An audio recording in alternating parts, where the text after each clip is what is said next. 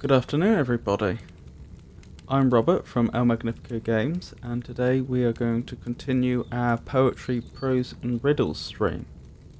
Starting with the poetry, we finished last week partway through the poems of Robert Burns in this anthology.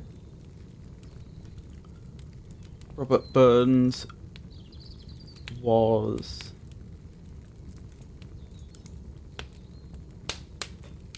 oh dear, that doesn't seem to have worked for some reason. Just a second.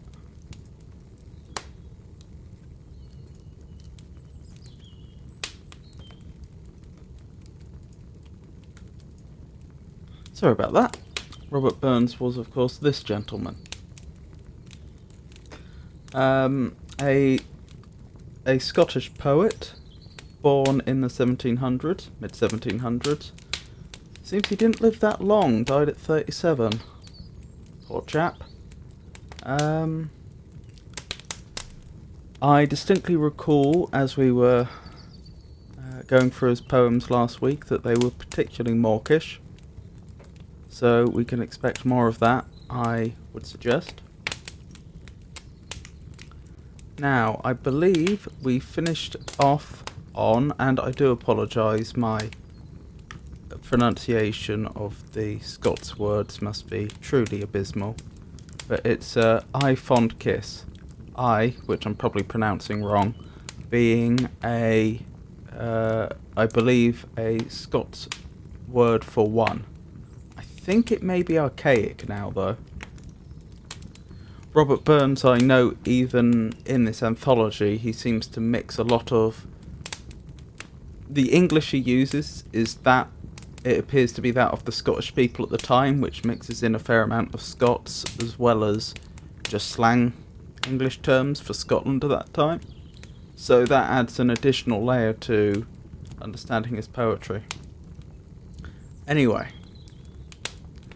let's begin by rereading this one quickly to remind us where we left off, and then start with the first new poems of this evening. So, I fond kiss and then we sever, I farewell and then forever. Deep in heart-wrung tears I'll pledge thee, my apologies. Warring sighs and groans I'll wage thee. Who shall say that fortune grieves him, while the star of hope she leaves him? Me nay cheerful twinkle lights me, dark despair around benights me. I ne'er blame my partial fancy, Nathan could resist my Nancy, but to see her was to love her, but to love her and love her forever. Had we never loved say kindly, had we never loved say blindly, never met or never parted, we had never been broken-hearted. Fare thee well, thou first and fairest, fare thee well, thou bestest and dearest, thine be ilka joy and treasure, peace, enjoyment, love and pleasure. I fond kiss and then we sever, I farewell alas forever. Deep in heart-wrung tears I'll pledge thee, warring sighs and groans I'll wage thee. I must apologise about my reading of that poem, it was particularly poor. I suspect I need to warm up a bit. Ilka. I know I looked that up last week and I believe it was a Scots word for lots of, but let me double check. Each or every. Okay. Thine be ilka joy and treasure. That makes sense. Comparing the woman he loves and is apparently parting from, although for reasons not entirely explained within the poem, as being each and every joy and treasure. Very romantic. Now, let's move on. So this one is Ye Flowery Banks. Ye flowery banks o' bonny Doon, how can ye bloom so fair? How ye chant, ye little birds, and I say, fu o care. Thou'll break my heart, thou bonny bird, that sings upon the bough. Thou mind me o' the happy days when my false love was true. Thou break my heart, thou bonny bird, thou sings beside thy mate. For sigh I sat and sigh I sang, and wist na o' my fate. Aft hae I roved by bonny Doon to see the woodbine twine, and ilka bird sang o' its love, and so did I o' mine. Wi' lightsome heart I pud arose frae aff its thorny tree, and my false lover stole my rose, but left the thorn with me. Interesting. I must say I was struggling a bit with some of the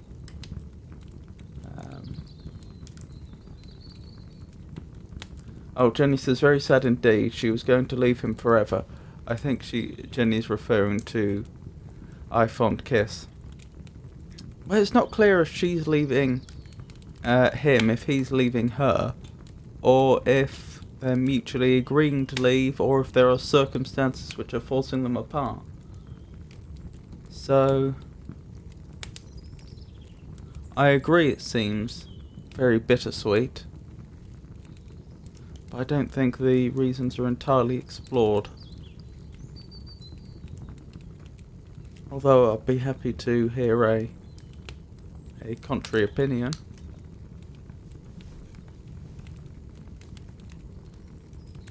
So, words that I don't recognise, or if a viewer would like to ask about any words, we can look those up. Well, Doon sounds like a place. It certainly appears to be a proper noun.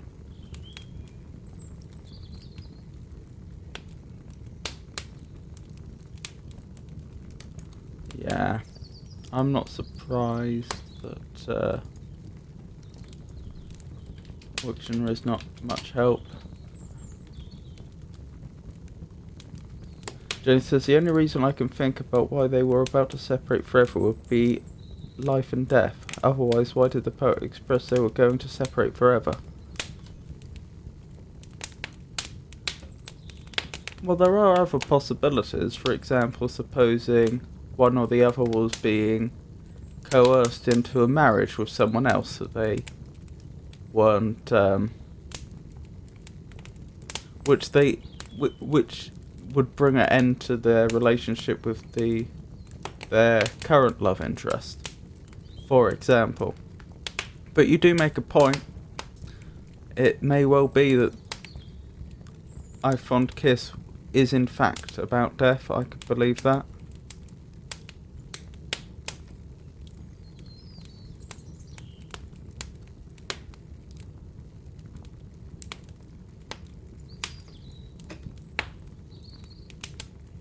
In fact, although I can't be certain whether that's what the poet had in mind, I really wouldn't be surprised.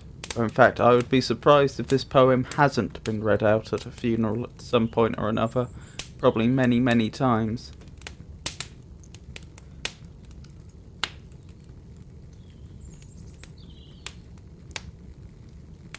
In Scotland there's Loch Doon and River Doon. So that's consistent with Doon being a place.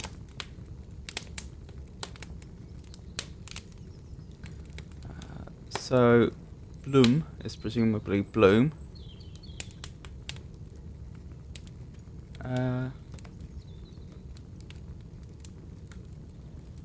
Say, S-A-E.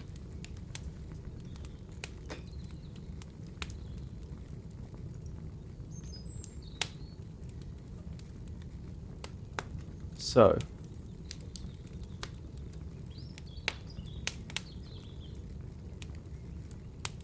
see, I'm not sure what the F here, the FU apostrophe is supposed to be, nor the, I assume the O apostrophe is of. Jenny says, if Nancy really did not like an arranged marriage, she would try her very best to flee, I guess. well, assuming that it could have been the speaker who was was involved in arranged marriage, but that's not necessarily true because, again, we don't know much about the social status of the individuals in the poem. Robert Burns himself, he was to have become a poet. He would have clearly been of at least a certain level at a certain level in society. No, I'm not sure. Just a quick glance where he would have been, but you don't. This gentleman does not look like one of the poorest in society. And of course, to have an education, you would have had to have been born at a certain level in society back then.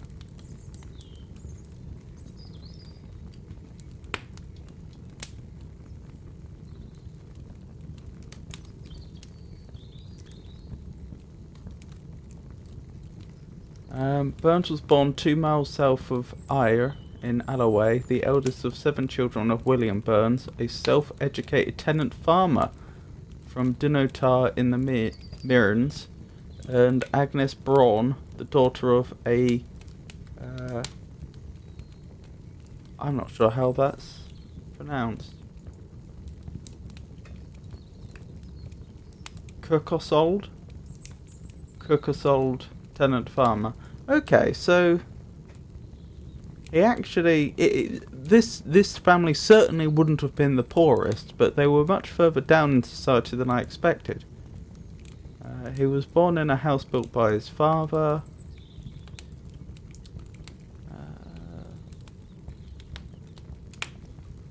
Here Burns sold the house and took the tenancy of a 70-acre Mount Oliphant farm southeast of Alloway. Here Burns grew up in poverty and hardship, and the severe manual labour of the farm left its traces in a premature stoop and a weakened constitution. I am surprised. I mean, again, I would point out that if the family were able to afford a farm, then again, they weren't the absolute poorest, but at the same time, it does clearly state they grew up in poverty and hardship. He had little regular schooling and got much of his education from his father, who taught his children reading, writing, arithmetic, geography and history, and also wrote for them a manual of Christian belief. He was also taught by John Murdoch, who opened an adventure school in Alloway in 1763 and taught Latin, French and mathematics to both Robert and his brother Gilbert. From 1765 to 1768 until Murdoch left the parish. After a few years of home education, Burns was sent to... Again, I'm not sure how this is pronounced. Dalrymple Parish School in the mid-1772 before returning at harvest time to full-time farm labour until 1773, when he was sent to lodge with Murdoch for 3 weeks to study grammar, French and Latin. By the age of 15, Burns was the principal labourer at Mount Oliphant. During the harvest of 1774, he was assisted by Nellie Kilpatrick, who inspired his first attempt at poetry, Oh, Once I Loved a Bonny Lass. In 1775, he was sent to finish his education with a tutor at Kirkoswald, where he met Peggy Thompson, to whom he wrote 2 songs, Now Westling Winds and I Dreamed I Lay. Ah, okay, I am surprised. He was clearly from a much more impoverished background than I at all expected.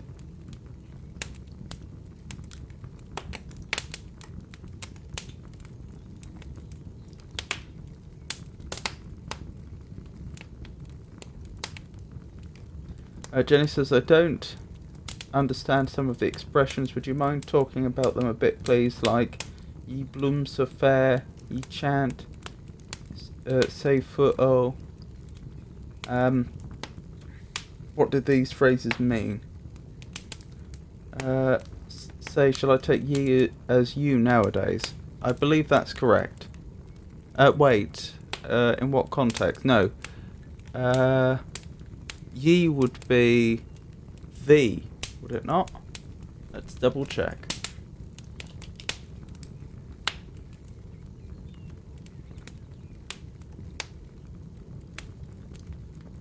No, it does appear to be you. Or the. Okay, that makes sense.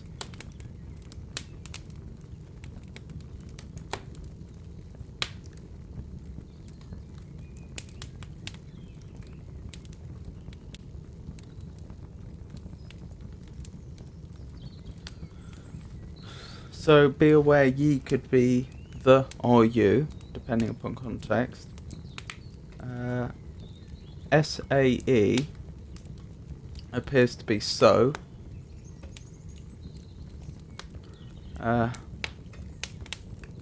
I'm guessing it's pronounced say or say. I'm really not sure though. Say seems more likely. Do they have pronunciation information here? I don't think they do. Unless I'm being blind. So, ye flowery banks of Bonnie Doon. I think based on the next verse that must be you. How can ye bloom so fair? That's how can you bloom so fair? So how fair, of course, being a word, it can be used to mean beautiful.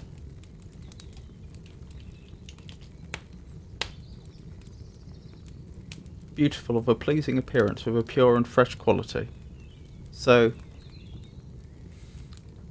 you flowery banks of Bonnie Doon, how can you bloom so fair?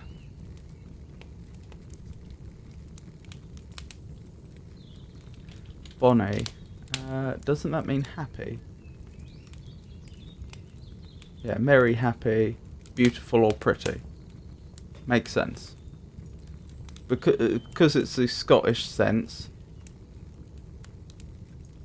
I'm guessing that because it's the Scottish usage to mean beautiful, pretty, attractive, fine or good, and he's a Scottish poet, it's more likely he's going to be using Bonnie in that sense as opposed to happy. So how can you chant, ye little birds? Chant meaning sing. So how can you chant, you little birds? And I so fu au care. Which I don't fully understand. To be honest, I'm not. I'm guessing the O apostrophe is probably of, but I'm not sure what the FU is apostrophe is supposed to be. Full is what my brain seems to be insisting it probably is, but that doesn't fully make sense. Because and I so full of care doesn't really make sense. So it could well be something else.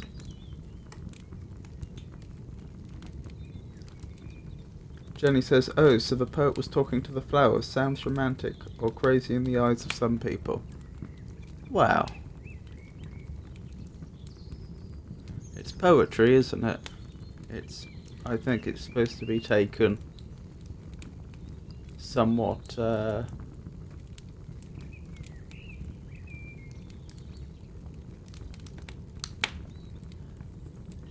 metaphorically.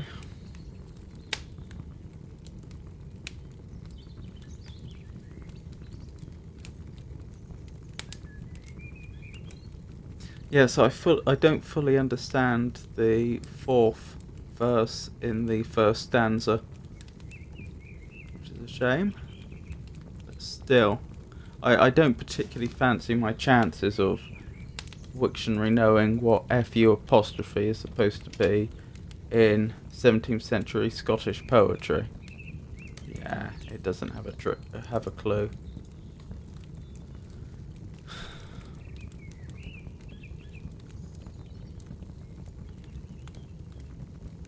Thou break my heart, thou bonny bird, that sings upon the bough, Thou minds me o' the happy days when my false love was true. I'm guessing that's false love. Interesting that it's capitalised though. Yeah, Scots for false.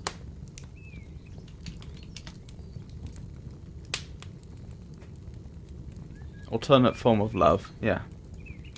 Thou break my heart, thou bonny bird that sings beside thy mate. For say I sat and say I sang, and wist nay o' my fate. What's wist? Wist na o' my fate.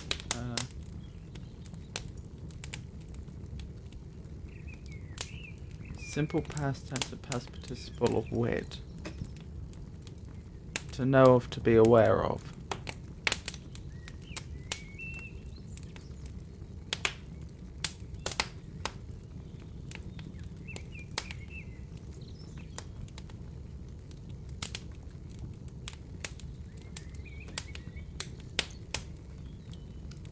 So is wist na of my fate mean with no knowledge of my fate?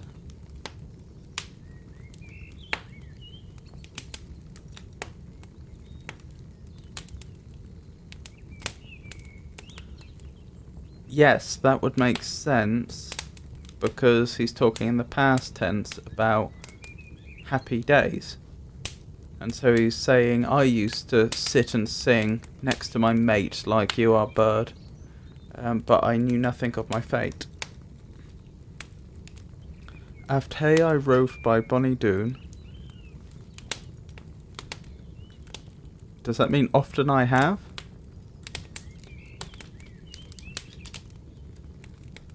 Jenny says, I have a thought. Would it be the case that when the poet saw the flowers, he thought of his beloved woman who was called Doon? Does this make sense? No, because it says I roved by Bonnie Doon, as in I walked past. I'm fairly certain that's a place.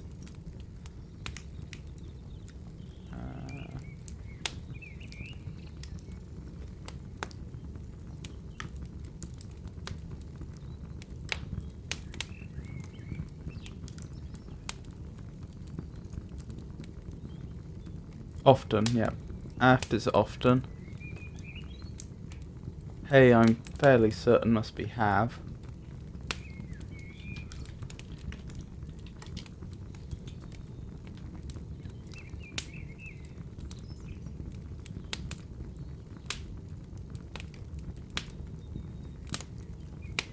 Yep.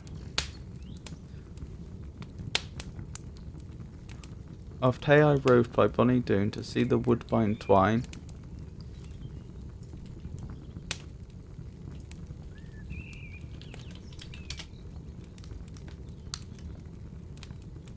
Any of several climbing vines, especially the honeysuckle and the Virginia creeper.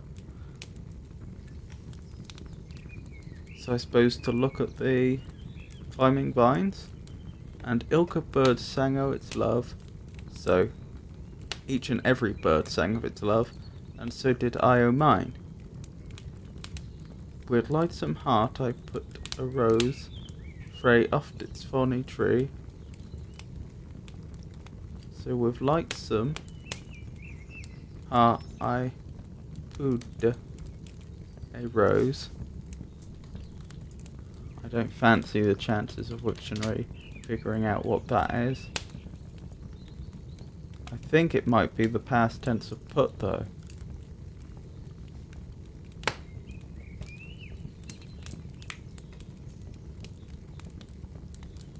Pulled. It's the past tense. It's pulled. With lightsome heart I pulled a rose. Off its thorny tree. From off its thorny tree. And my false love stole my rose. And my false lover. My false lover stole my rose. I'm 99% certain that's the store is stole.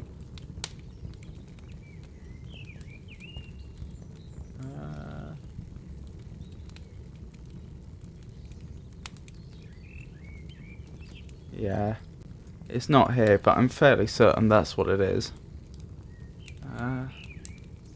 But left the form with me.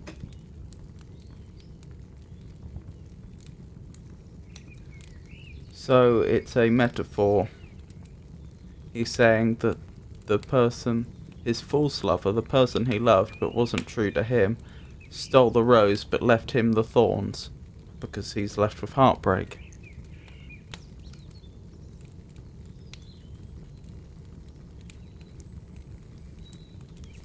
So this is making a lot more sense now. There's only one or two verses that don't make complete sense.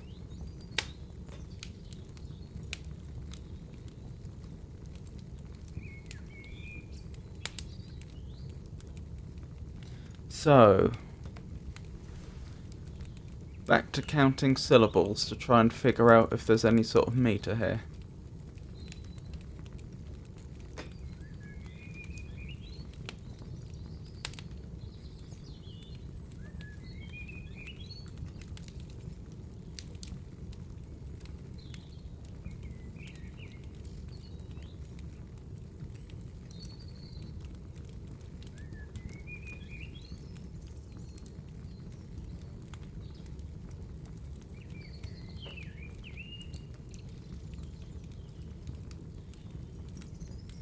No, the number of syllables is all over the place for each verse. It seems like it varies from about 6 to 9 syllables, which precludes there being any form of meter, as I understand meter.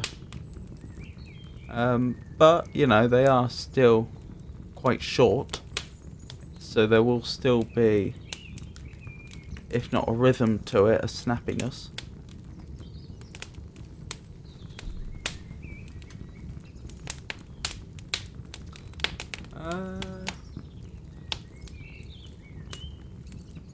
So, I guess I'll read it again, and then we'll have some final discussion, and then we'll move on. Ye flowery banks o' bonny Doon, how can ye bloom so fair? How can ye chant, ye little birds, and I so full o' care? Thou break my heart, thou bonny bird, that sings upon the bough. Thou minds me o' the happy days, when my false love was true. Thou break my heart, thou bonny bird, that sings beside thy mate, for sa I sat and sa I sang, and wist nae o' my fate. Aft high I roved by bonny Doon, to see the woodbine twine, and ilka bird sang o' its love, and so did I o' mine. Wi' lightsome heart I pulled a rose frae aff its thorny tree, and my false lover stole my rose, but left the thorn wi' me. I do apologise, I'm still not reading these very well. So, how do we feel about the poem?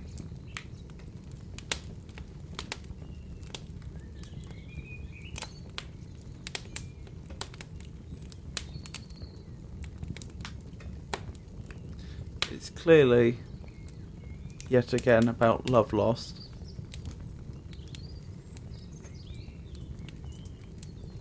This time it's fairly clear that the person that the speaker is in love with has left them.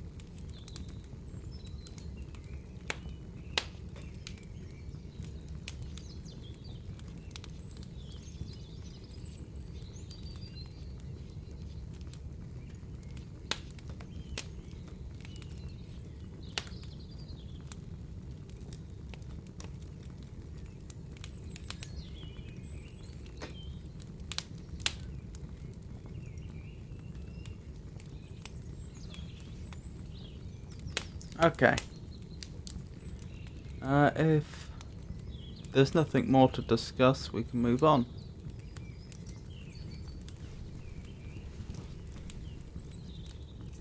So, this next poem is called A Red, Red Rose. Oh, my love is like a red, red rose that newly sprung in June. Oh, my love is like the melody that sweetly played in tune. As fair art thou, my bonny lass, so deep in love am I, and I will love thee still, my dear, till all the seas gang dry. Till all the seas gang dry, my dear, and the rocks melt with the sun, and I will love thee still, my dear, or the sands of life shall run. And fare the wheel, my only love, and fare the wheel awhile, and I will come again, my love, thou if it were 10,000 mile. Oh, I quite liked that one. You can see why they say he was the one of the first how he was a pioneer of the Romantic movement.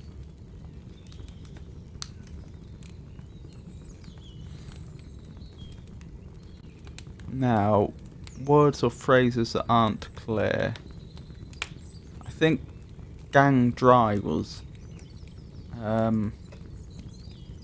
is worth looking up. I assume that's gone.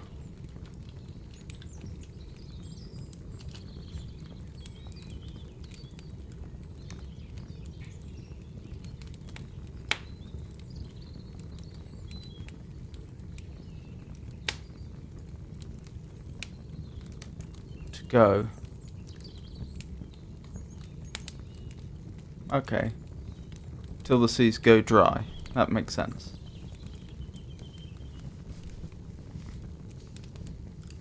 Is there anything else?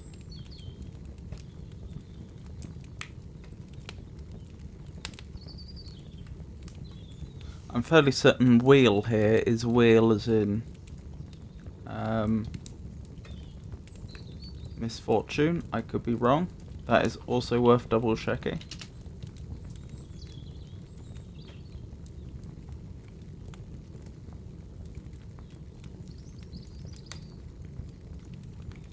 Oh, it's wealth and riches, in a sense.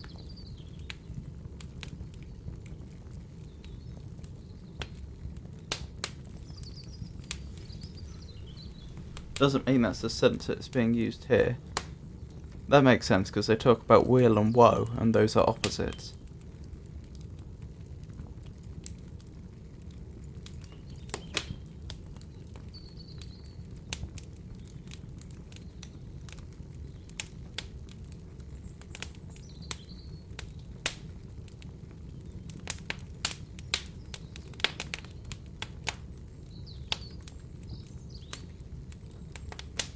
Oh, they even in this is helpful. Wiktionary even quotes in the definition of this word the poem we are currently reading. It means well, and fare thee well.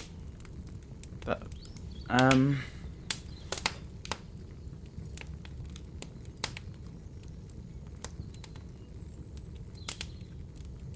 so it's farewell. Jenny says, are these poems written individually, or actually they are related to each other? So the earlier one was Flowery Bank, and this is about one rose. No, they were written... This is an anthology. They have been hand-picked from the poet's total works and put together here. They don't follow any... They don't follow any particular order or have any particular relationship to each other. I don't want to say that none of them do whatsoever, because it's always possible that there may be an exception, that two particular poems were from the same book published at the same time and they do bear something of a relationship. But in general, the answer is no. These have been... these are just...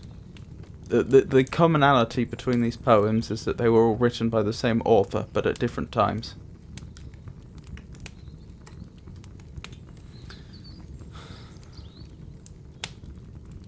So, I'll read it again, because I think that was the only words that were in any way challenging. Oh, my love is like a red, red rose that's newly sprung in June. Oh, my love is like the melody that's sweetly played in tune. As fair art thou, my bonny lass, so deep in love am I, and I will love thee still, my dear, till all the seas gang dry. Till all the seas gang dry, my dear, and the rocks melt with the sun, and I will love thee still, my dear, while the sands of life shall run. And fare the wheel, my only love, and fare thee well a while, and I will come again, my love, though it were 10,000 mile.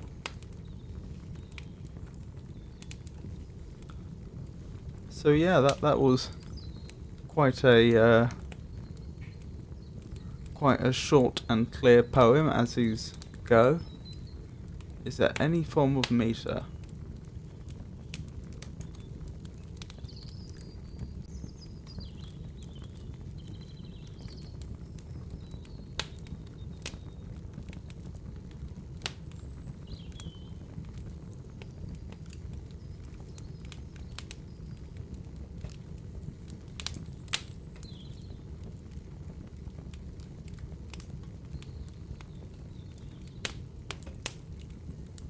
Again, I can't detect any sort of meter, and I note that the length of the lines varies, and but they vary between about 6 syllables to 9 syllables. So again, though there isn't any clear rhythm to it that I can detect, it's quite short and snappy.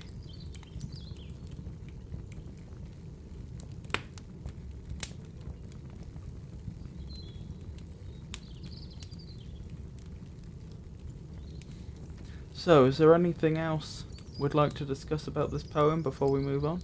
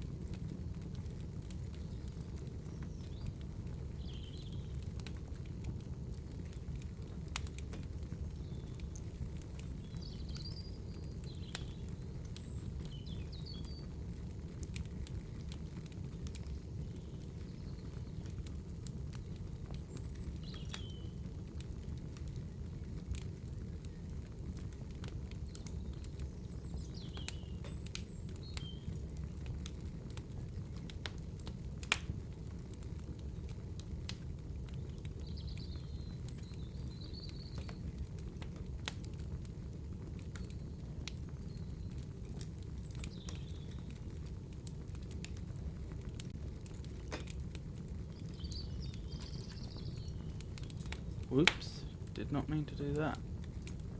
There we go. Okay. Well, then we may as well move on. I suppose I'd just summarise by saying this poem was another one about love, and this time it's a happy poem about the joys of being in love, and also themes of the determination that comes with deep and mutual feelings of love.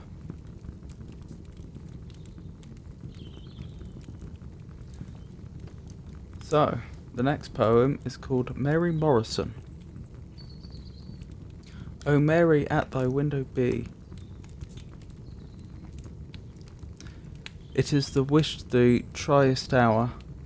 Thou smiles and glances let me see, that make the miser's treasure poor. For how blitherly wade I bide the stour, a weary slave for sun to sun. Could I the rich reward secure, the lovely Mary Morrison? Yes, streen, when to the trembling string, the dance good throw the lighted ha. To thee my fancy took its wing, I sat but neither heard or saw. Thou this was fair, and that was braw, and yon the toast o' the town. I sighed and said among them, ye are na Mary Morrison. O Mary, canst thou wreck his peace, Wha for thy sake would gladly die, or canst thou break that heart of his, whose only thought is loving thee? If love for love thou wilt na give, at least be pity to me shown. A thought ungentle canna be the thought o' Mary Morrison. I've got to be honest, that was a challenging text. Jenny says, why the smiles and others will make treasure poor. I believe that was a reference to that there is a certain stereotype of a person that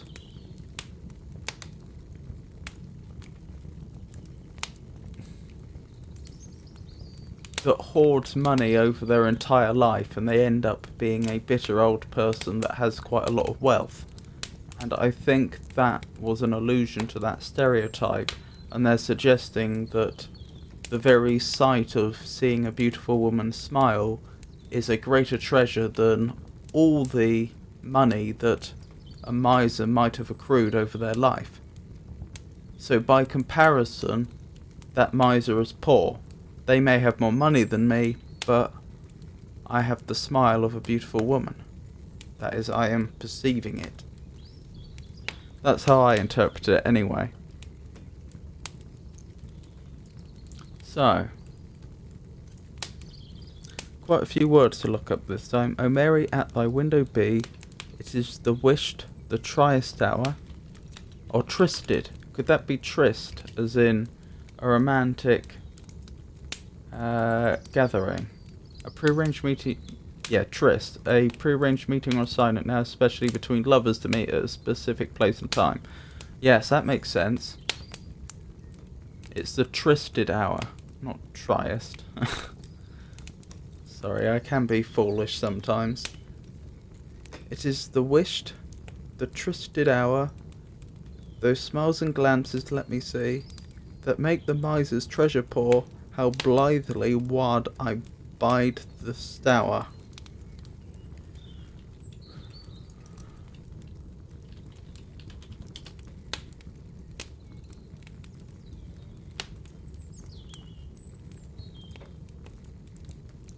Casually careless or indifferent, showing a lack of concern. Okay. How blithely wad I bide. Is wad was?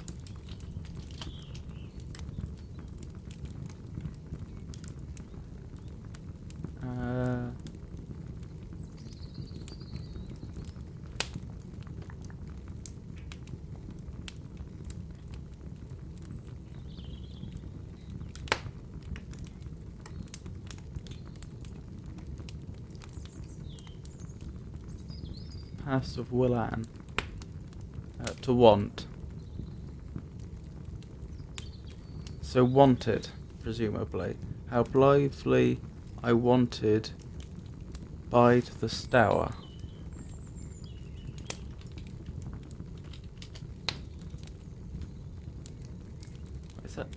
Is that the only use? Yeah, it appears to be.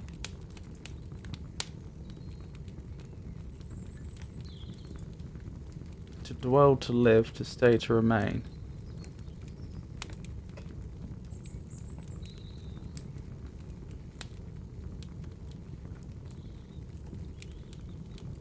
To dwell, to live, to stay or remain. As in... I suspect that may have a shared etymology with words like abode, I would guess. Or I bide my time. That makes sense. I think.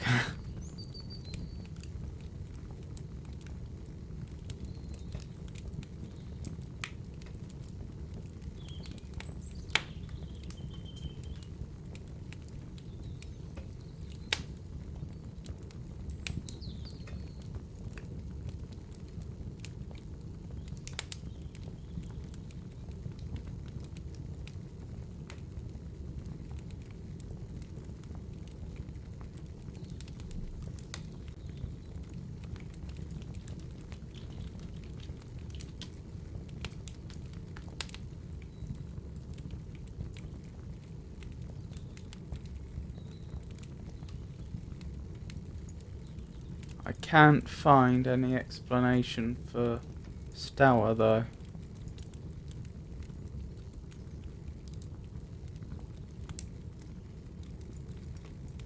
Oh, it could... Could be... Maybe it's one of the meanings of this spelling in Wiktionary.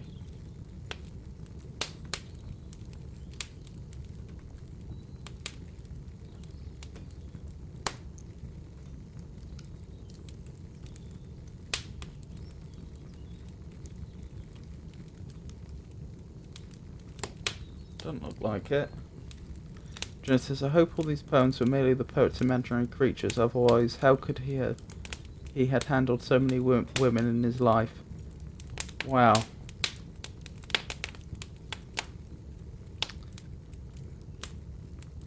Yes, quite.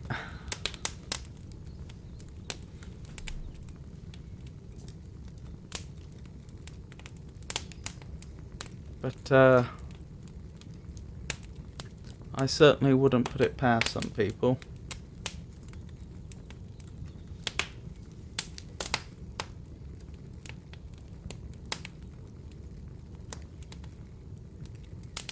So I still don't fully understand how blithely wad I bide the Stour. So how carelessly I wanted to remain the Stour? I'm not sure.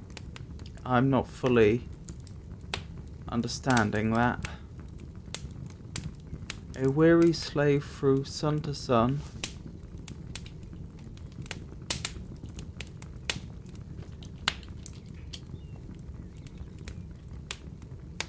Yeah, from. Ooh. Scots from Old Norse. So I wonder if we should be paying attention to Old Norse definitions.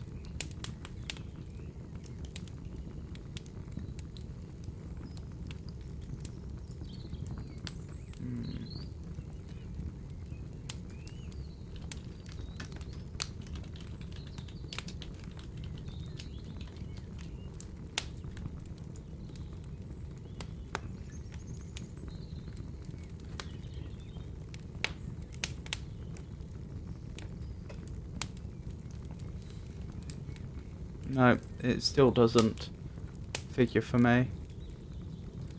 Anyway, a weary slave for sun to sun, could I the rich reward secure, the lovely Mary Morrison? Yestreen? Is that related to yesterday?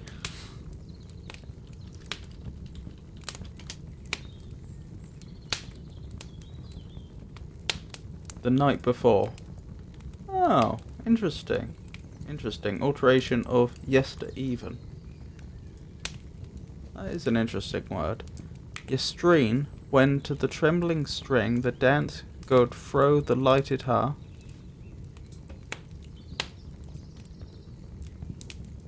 I'm guessing guard is goad. Past tense of go. Not that we would actually say goad in modern English, but...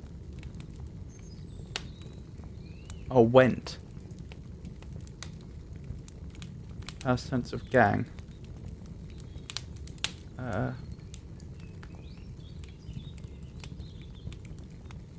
The dance went through the lighted ha. Again, I am not confident Wiktionary will have this.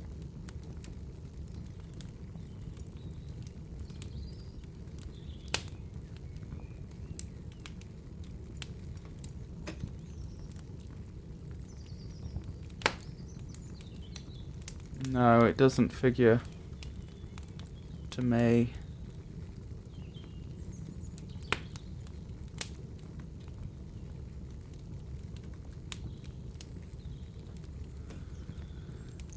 To thee my fancy took its wing, I sat but neither heard or saw, though this was fair and that was braw. Braw. Fine, handsome, good. and yon the toast of other town. I sighed and said amongst them, ah, ye are now Mary Morrison.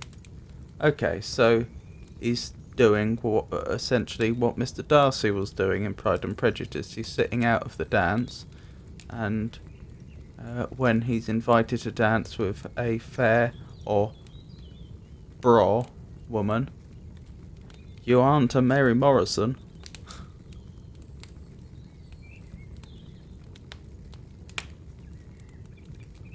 Oh, Mary can't so wreck his peace. Why, for thy sake, would gladly die. Why?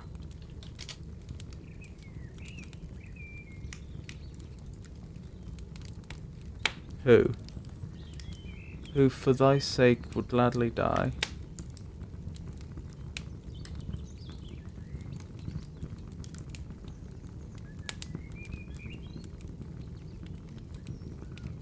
Or canst thou break that heart of his?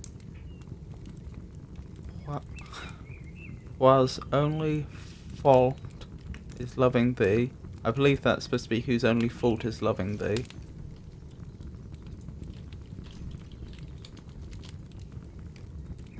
Jones says, I mean, those women in his poems were merely his imaginary creatures. I don't know, to be honest.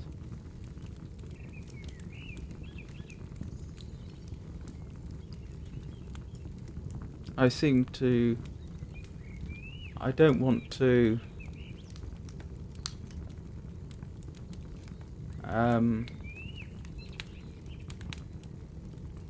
I don't wish to slander the man, but I seem to remember he had a certain reputation.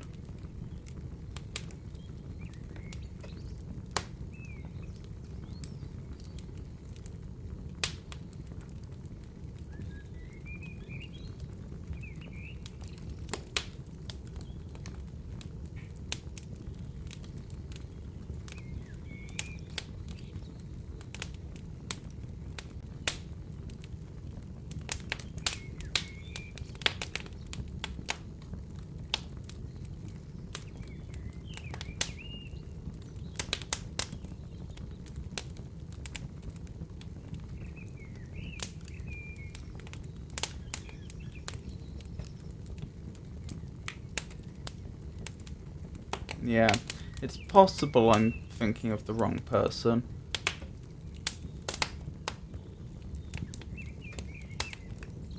But anyway.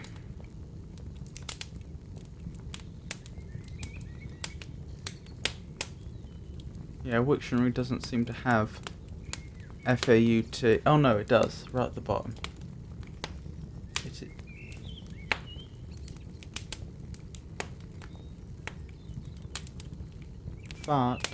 Fault, it is necessary as a verb. I still think that's probably fault. If love for love thou wilt not give, if you will not give love, at least be pity to me shown. A fault ungentle cannot be, so an ungentle fault cannot be the fault of O Mary Morrison. Okay, so there's still it's still a challenging text. There's still some bits of it that don't fully make sense, but I think most of it makes sense now. So if I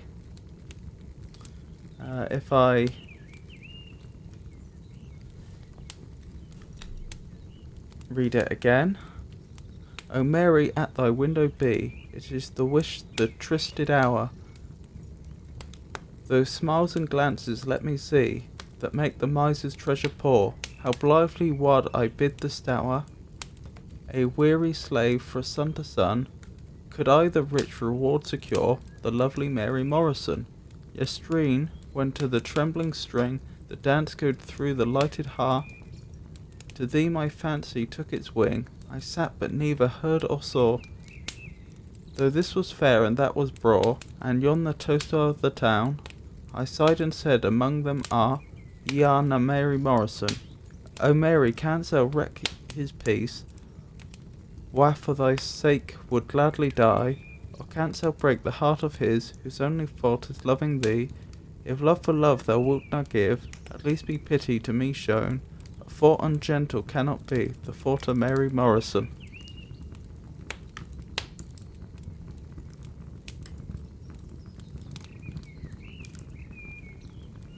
I reckon that down here we have, what for thy sake would gladly die, which I think is would, which could mean that up here we also had would. How blithely would I bide the stour. So remain at the stour, which, I mean, if it were a location, you'd expect it to be capitalised as a proper noun. But I wonder if that is the intended meaning.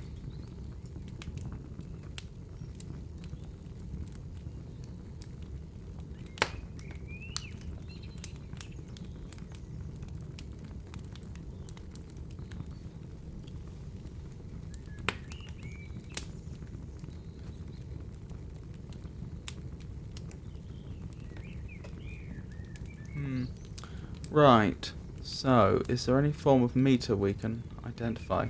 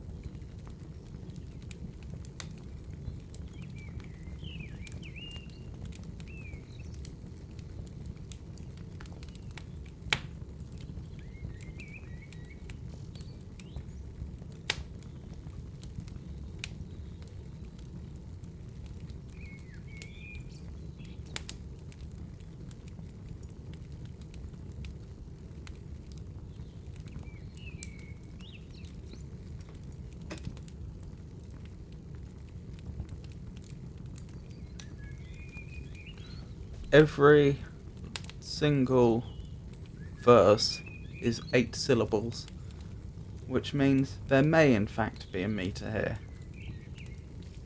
Incidentally, it doesn't follow that every verse has to have the same number of syllables for there to be a meter. A haiku is a good counterexample. But if there appears to be no pattern at all to the number of syllables, then I would suggest that rules out any possibility of a meter.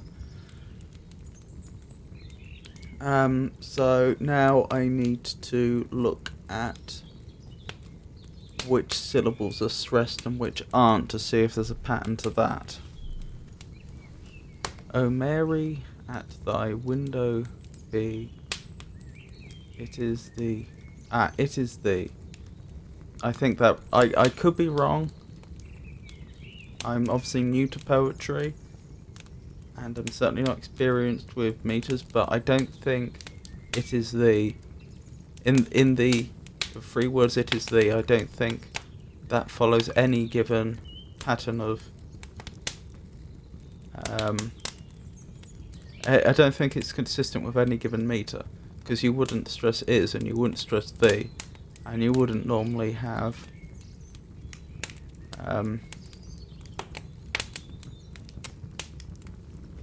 actually you couldn't you? You could have a meter where you have 2. There are meters where there are 2 unstressed syllables next to each other.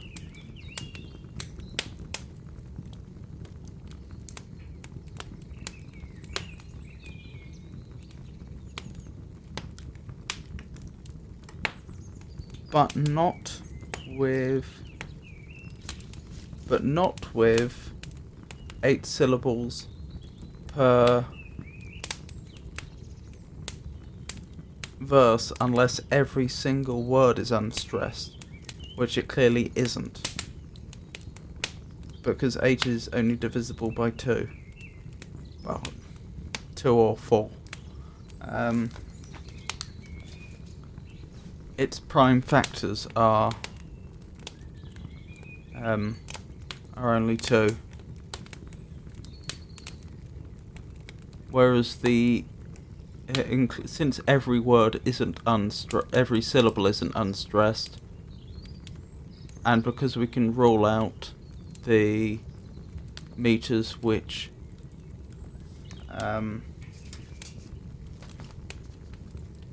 use 3 syllables, the trisyllabic meters, because 8 isn't divisible by 3, we can rule out any meter here, I do believe.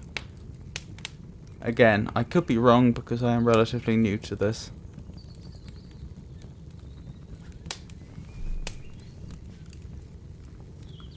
Okay, so how do we feel about this poem? In fact, perhaps you'd like me to read it one last time. O Mary, at thy window be, it is the wish that twist... I do apologise, I'll start again. O Mary, at thy window be, it is the wished, the trysted hour. Those smiles and glances let me see, that make the miser's treasure poor.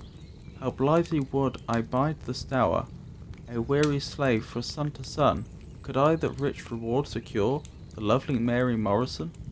Yestreen when to the trembling string, the dance goed through the lighted hat, to thee my fancy took its wing, I sat but neither heard nor saw.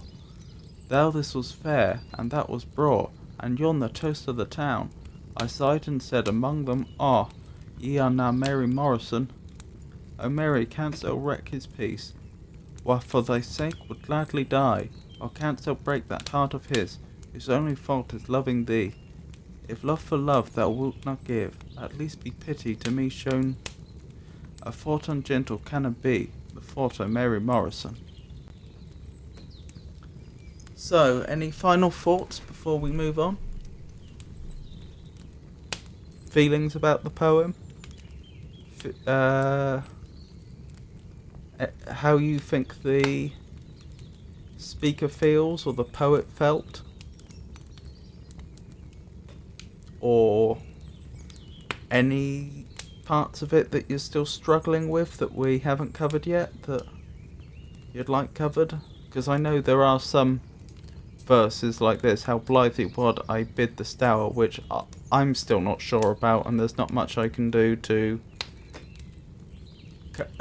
clear up the ambiguity, but if there's anything else.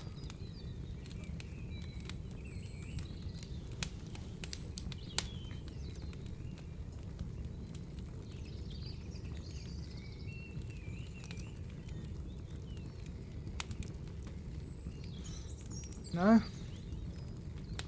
I believe after this, we move on to Lord Byron. So that was the last of Robert Burns's poetry in this anthology. Jenny said, did you say this is a happy poem? I don't think so. Look at the last third, like pity to me. No, this one isn't a happy poem. The previous one was. This one seems to be a poem about unrequited love. The speaker is in love with a woman named Mary Morrison, and it would appear that, well, it doesn't really talk about her feelings, but I think by implication we're led to believe that she's not interested in the speaker.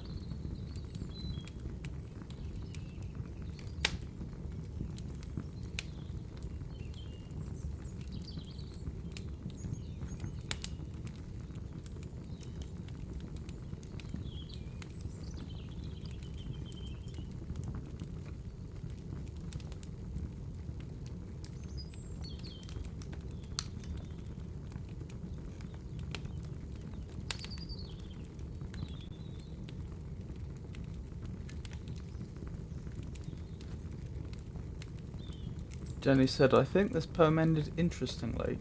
The thought of Mary Morrison, this sounds descriptive rather than the poet was expressing his feelings.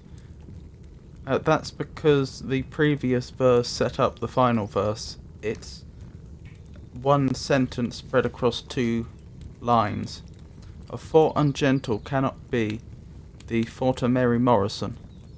So, You cannot think an ungentle thought about Mary Morrison, is what that's saying. Or I suppose, strictly, it's saying no thought of her could be ungentle.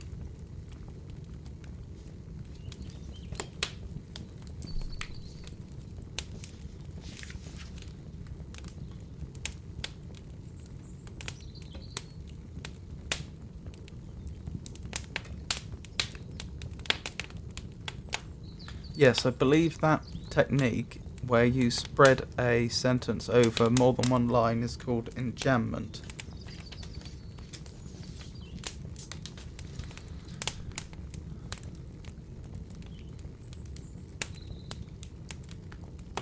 So, unless there's more people would like to discuss, I think we'll move on to Pride and Prejudice now.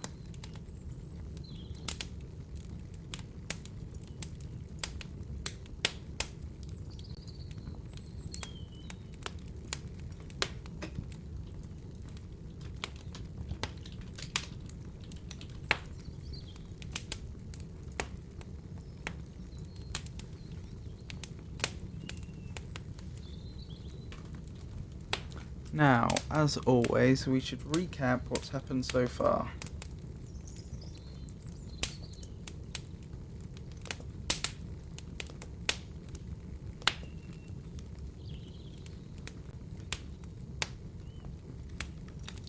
So, in Chapter 1, we were introduced to the main family in this work, Pride and Prejudice, the Bennets. There's Mrs. and Mr. Bennet, as well as their first daughter Jane, their second daughter Elizabeth, their third daughter Mary, their fourth daughter Catherine, who's also called Kitty, and their fifth and final daughter Lydia. And we also learn in the first chapter that a Mr. Bingley is moving into Netherfield Manor, which is a manor. It's a house near to where the Bennets live. In Chapter 2, we learn a bit about Mr. Bennet's sense of humour, because in these times it was only proper for a family to have correspondence with another family if the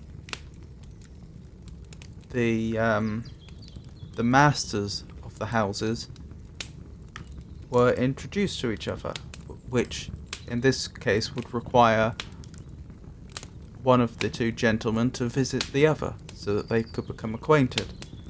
And it seems that Mrs. Bennet and her daughters very much wanted Mr. Bennet to visit Mr. Bingley because they felt that there could be a marriage opportunity with a gentleman such as Mr. Bingley moving into the local area, an unmarried gentleman. And Mr. Bennet, this is where a sense of humour comes into things, did decide to visit Mr. Bingley fairly promptly, but he chose not to tell his family about it, and in fact delayed telling his family for as long as he possibly could, and then just mentioned it in passing at one point. In Chapter 3, we see more of Mr. Bennet's sense of humour in that he refuses to provide an adequate description of Mr. Bingley to his wife or daughters, and ultimately they end up having to rely upon the neighbours to give a description of him. We also see that Mr. Bingley returns Mr. Bennet's visit, because that's what you did in those days. If someone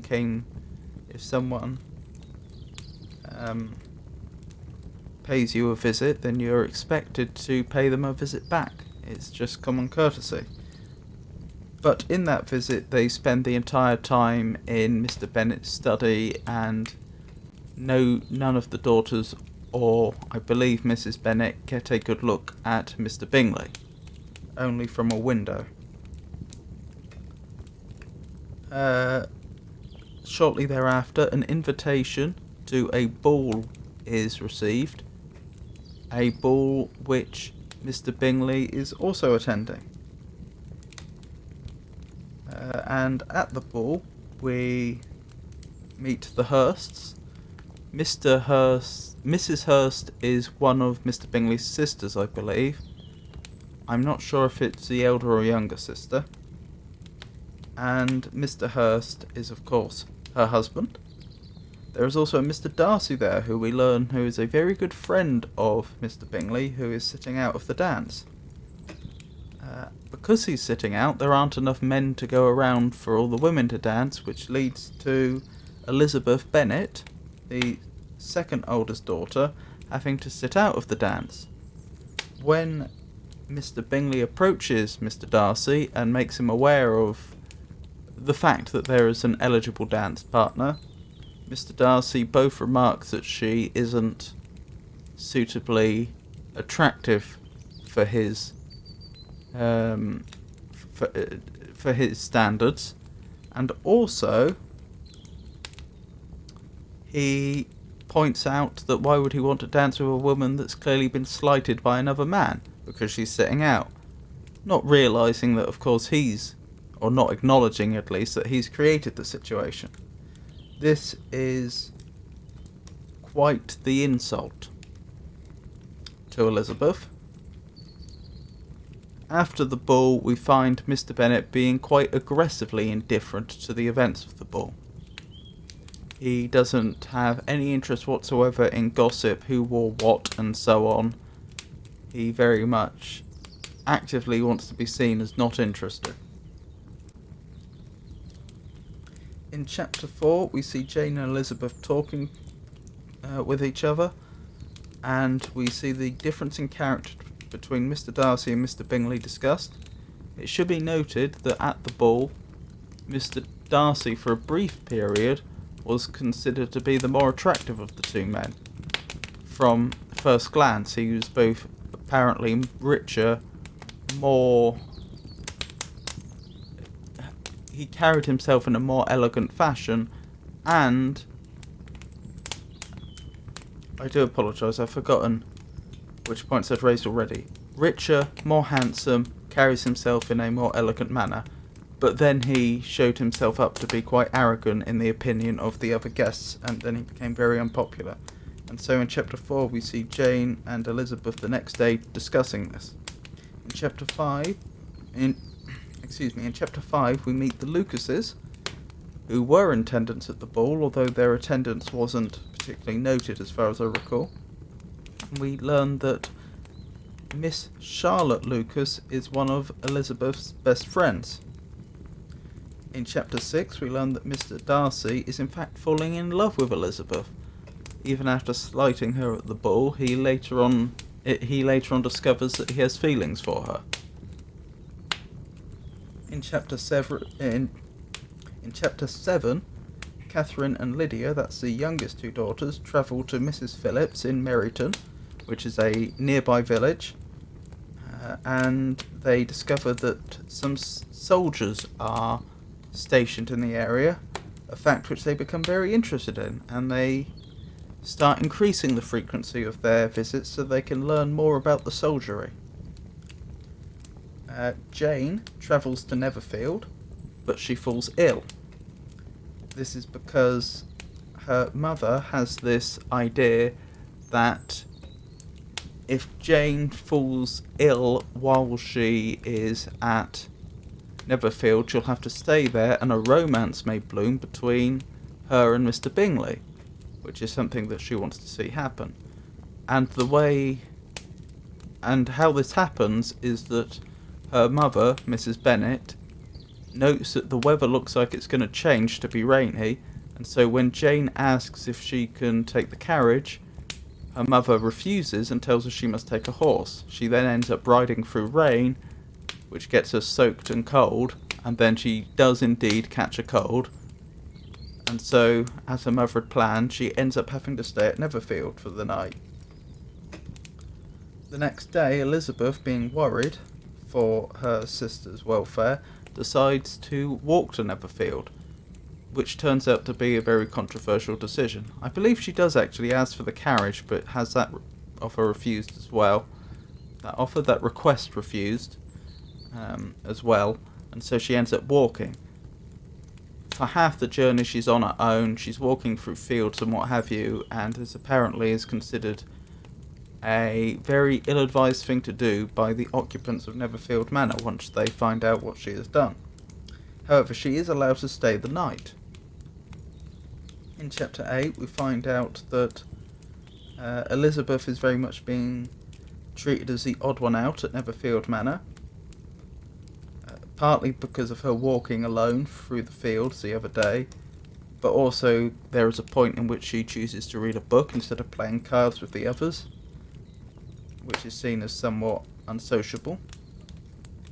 We learn a bit more about Mr. Darcy's high standards of women, because he discusses it to some extent. Mr. Hurst, who is the husband of one of Mr. Bingley's sisters, then calls everyone to order, and essentially because everyone is supposed to be playing cards, but they end up having a conversation with Elizabeth instead, which leads to Elizabeth being left out. And it's decided that Mr. Jones, a local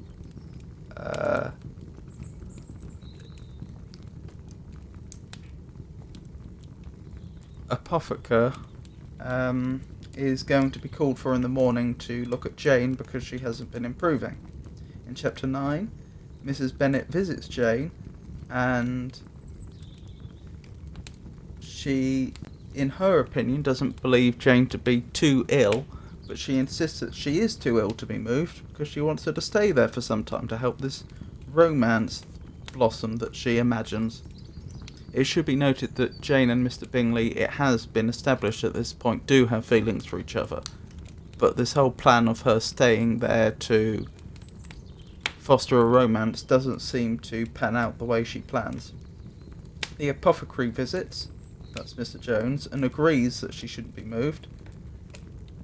And then we see various discussions between the guests and the hosts. And Lydia Bennet, pressures Mr. Bingley to keep a promise to hold a ball at Netherfield.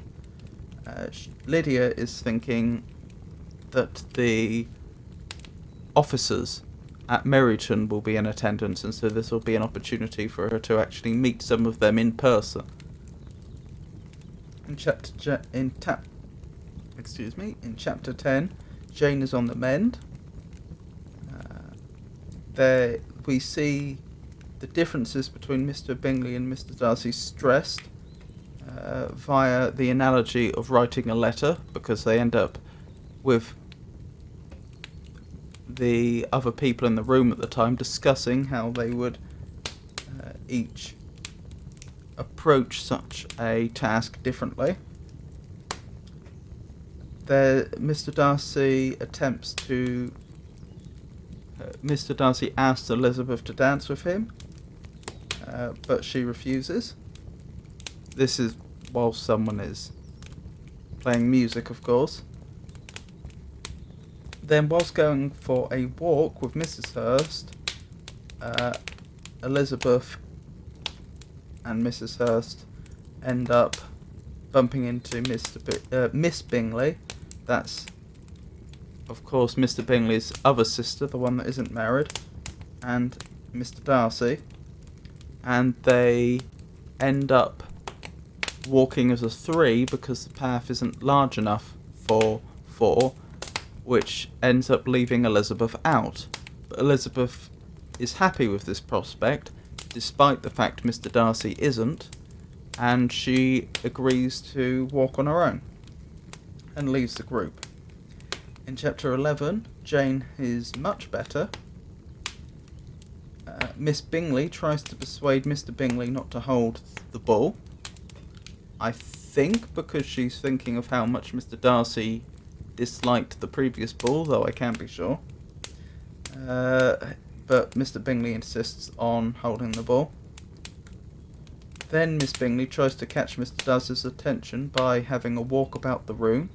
They had all been sitting. And she ropes Elizabeth in too. Although the attempt to draw Mr. Darcy's gaze fails, and he makes a point about how they're probably trying to catch his attention, which is seen as very rude, an abominable thing to say. Then in chapter 12, Elizabeth writes to her mother for use of the carriage so that they can return home. Her mother refuses, as she wants Jane to stay longer. At this point, Elizabeth decides to ask the Bingley family if they can use their carriage instead. Most of the people there profess concern and beg that they defer their leaving until the following morning, which they eventually agree to. Mr. Bingley tries to persuade Jane otherwise. He thinks she should stay longer, notionally for her health, but ultimately he relents, and it's decided that they will go home the following day, which happens to be a Sunday. When the sisters return home after Sunday morning service, their mother was not pleased with them because she felt they should stay longer, and makes complaints about them imposing too much upon the... I may be mistaken about that. I thought she made comments about them having imposed too much by using the Bingley family's carriage, but I may be mistaken. But the father is especially pleased to see them, even though he doesn't say much. He seems to be quite laconic. And he has noted over the last few days how much the evening conversations lost much of its animation during their absence. And that brings us up to where we were.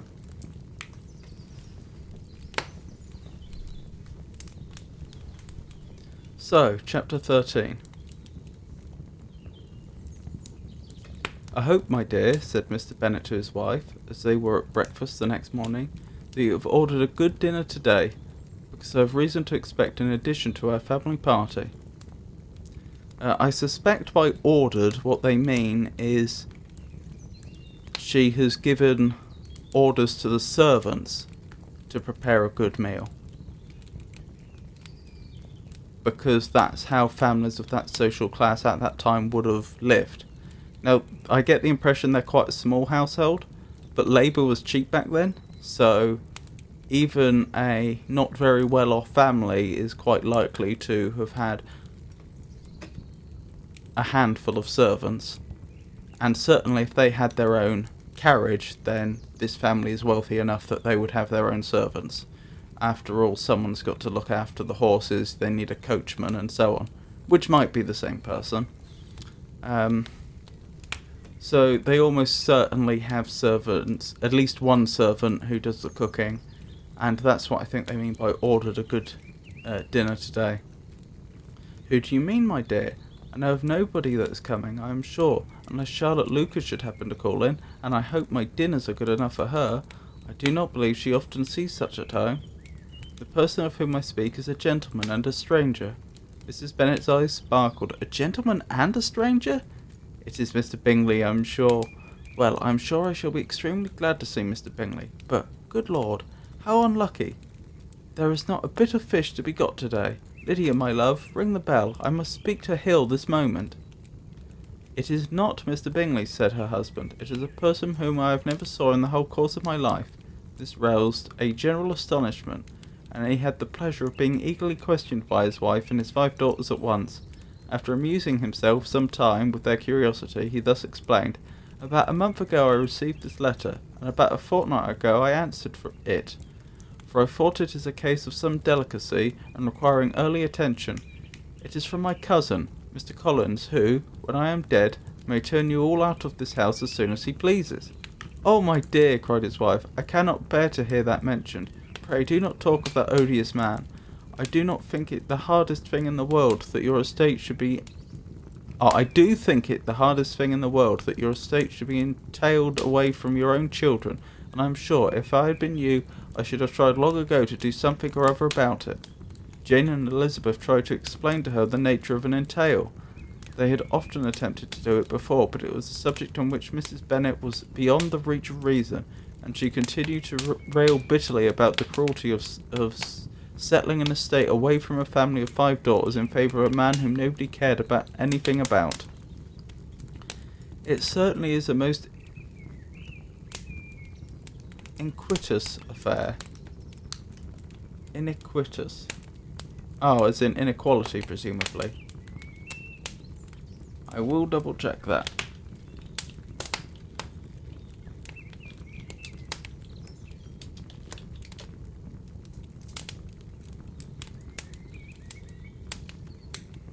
Wicked or sinful, morally objectable. Iniquity, us.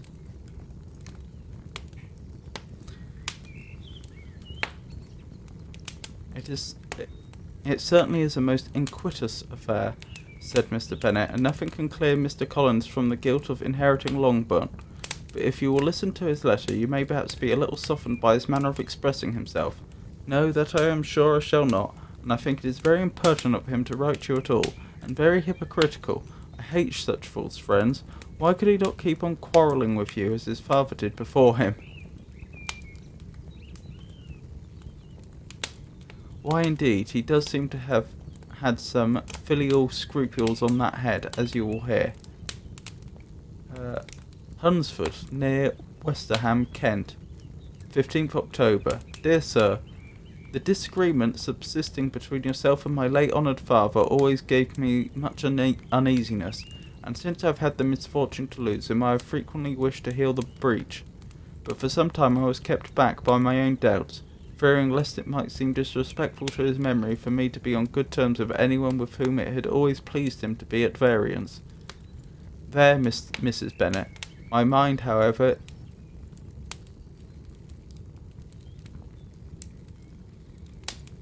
sorry, I'm trying to... I think that must be someone interrupting. I could be wrong. There, Mrs. Bennet. My mind, however, is now made up on the subject, for having received ordination at Easter, I've... Ordination. What would ordination be? Is that a holy rite? Is that reaching a certain position in a church?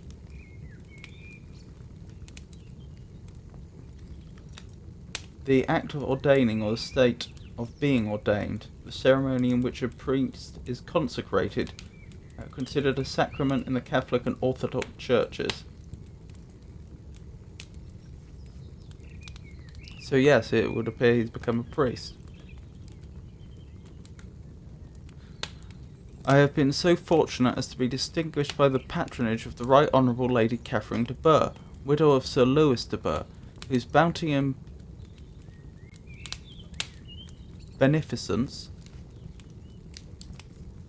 I think that would mean the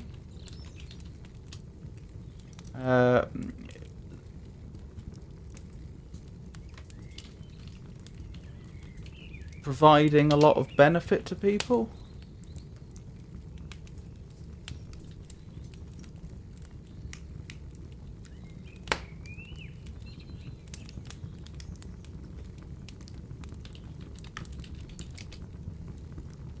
There we go, I've spelt it correctly this time. An act of philanthropy. A kind deed, an act which benefits someone else. Good or charitable character or behaviour. So yes, that makes sense. So, going back slightly, I've been so fortunate as to be distinguished by the patronage of the Right Honourable Lady Catherine de Bourgh, widow of Sir Lewis de Bourgh, whose bounty and beneficence has preferred me to the valuable rectory of this parish, where it shall be my earnest endeavour to demean myself with grateful respect towards her ladyship. What do I mean by demean myself? Because I understand demean to mean to put down, to make someone feel small, to base, to lower, or to humble oneself. Okay, that makes sense.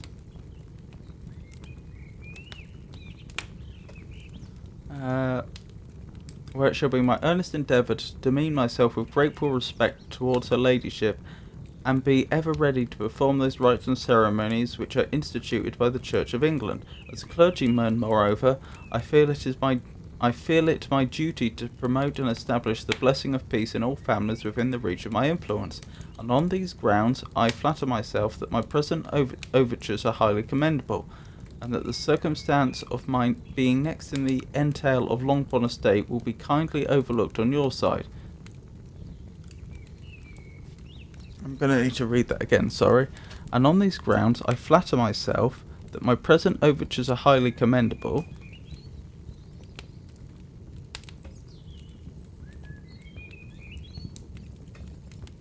I mean, that seems to be saying I'm flattering myself by stating that the things I have just said are commendable, which makes sense linguistically, but I'm not sure where he's going with that, and that the circumstance of my being next in the entail of Longbourn estate will be kindly overlooked on your side. So is he offering to let their family stay there, and not lead you to reject the offered olive branch? I cannot be otherwise than concerned at being the means of injuring your amiable daughters, and beg leave to apologise for it, as well as to assure you of my readiness to make them every possible amends. But of this hereafter, if you should have no objection to receive me into your house, I propose myself the satisfaction of waiting on you and your family, Monday, November 18th by 4 o'clock, and shall probably trespass on your hospitality till Saturday Sayan night, which is presumably Seven night, which is presumably something of a religious holiday, perhaps.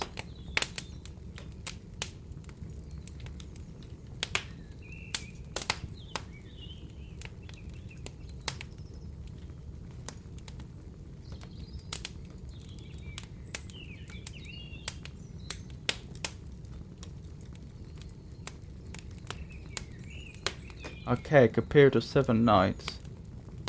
Oh, I think he means staying for a week. And to probably trespass on your hospitality till Saturday's night following, which I can do without any inconvenience, as Lady Catherine is far from objecting to my occasional absence on a Sunday, provided that some other clergyman is engaged to do the duty of the day. I remain, dear sir, with respectable compliments to your lady and daughters, your well-wisher and friend, William Collins. So I'm not 100% certain what he meant by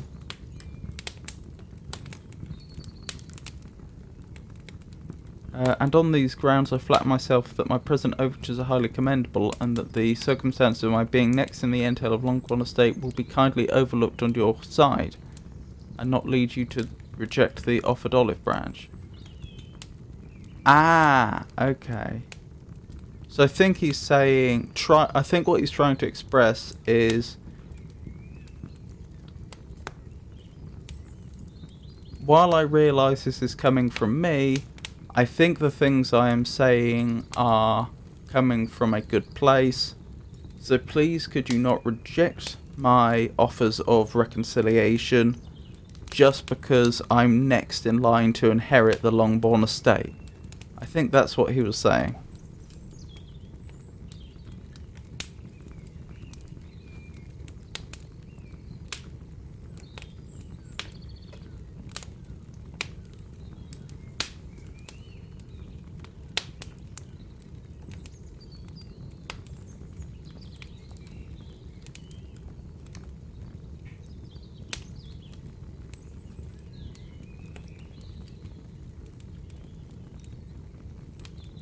Okay, so I think the only thing he's actually offering is to stay with them, which seems more like a request, but still.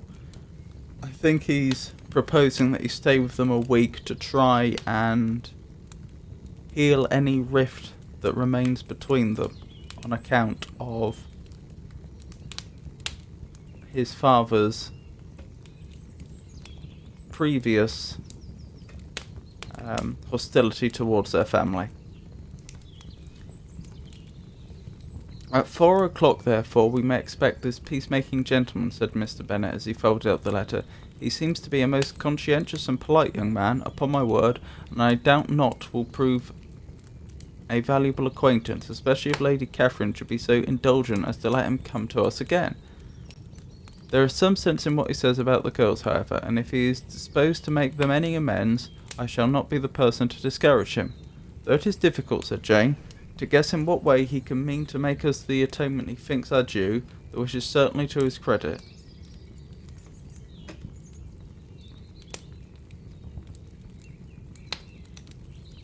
Elizabeth was chiefly struck by his extraordinary deference for Lady Catherine, and his kind intention of christening, marrying, and burying his parishioners wherever it were required. He must be an oddity, I think, said she. I cannot make him out. There is something very pompous in his style, and what can he mean by apologising for being next in the entail? We cannot suppose he would help it if he could. Could he be a sensible man, sir? No, my dear, I think not. I have great hopes of finding him quite the reverse. There is a mixture of servility and self-importance in his letters, which promises well. I am impatient to see him. In point of composition, said Mary, the letter does not seem defective. The idea of the olive branch, perhaps, is not wholly new, yet I think it very well expressed. To Catherine and Lydia, neither the letter nor its writer were in any degree interesting. It was next to impossible that their cousin should come in a scarlet coat, meaning he would be a soldier, and it was now some weeks since they had received pleasure from the society of a man in any other colour. And it was now some weeks since they had received pleasure from the society of a man in any other colour.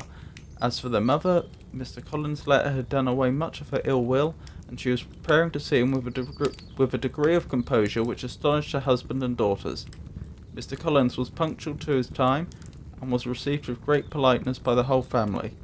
Mr. Bennet indeed said little, but the ladies were ready enough to talk, and Mr. Collins seemed neither in need of encouragement nor inclined to be silent himself. He was a tall, heavy-looking young man of 25.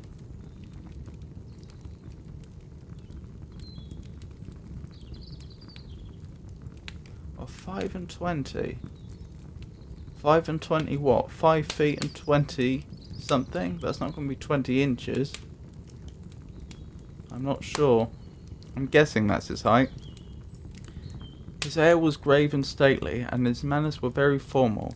He had not been long seated before he complimented Mrs. Bennet on having so fine a family of daughters, said he had heard much of their beauty, but that in this instance fame had fallen short of the truth, and added that he did not doubt her seeing them all in due time disposed of in marriage. The gallantry was not much to the taste of some of his hearers, but Mrs. Bennet, who quarrelled with no compliments, answered most readily. You are very kind, I am sure, and I wish with all my heart it may prove so, for else I will be destitute enough. Things are settled so oddly. Ah, sir, I oh, my apologies, I think I skipped a bit. For else I will be destitute enough. Things are settled so oddly. You allude, perhaps, to the entail of this estate. Ah, sir, I do indeed. It is a grievous affair to my poor girls, you must confess. Not that I mean to find fault with you, for such things I know are all chance in this world. There is no knowing how estates will go when once they come to be entailed. I am very sensible, madam, of the hardship to my fair cousins, and could say much on the subject, but that I am cautious of appearing forward and precipitate.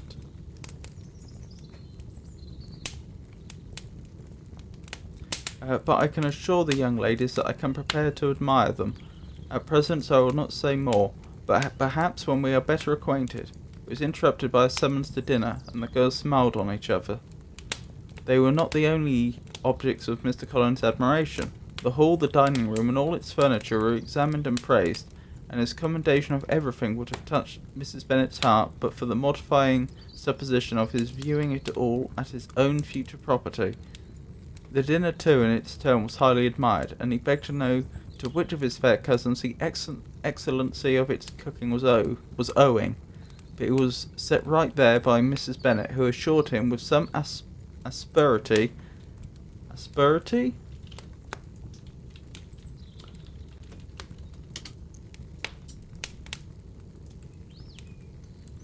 The quality of being harsh or severe in the way one speaks or behaves towards people.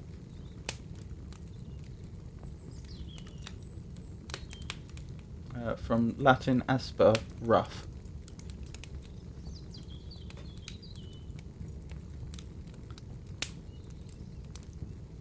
The dinner too in its turn was highly admired, and he begged to know to which of his fair cousins the excellency of its cooking was owing, but it was set right there by Mrs. Bennet, who assured him with some asperity that they were very well able to keep a good cook, and her daughters had nothing to do in the kitchen. He begged pardon for having displeased her.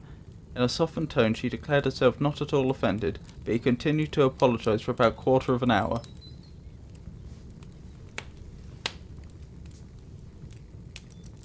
So, that was chapter 13. On to chapter 14.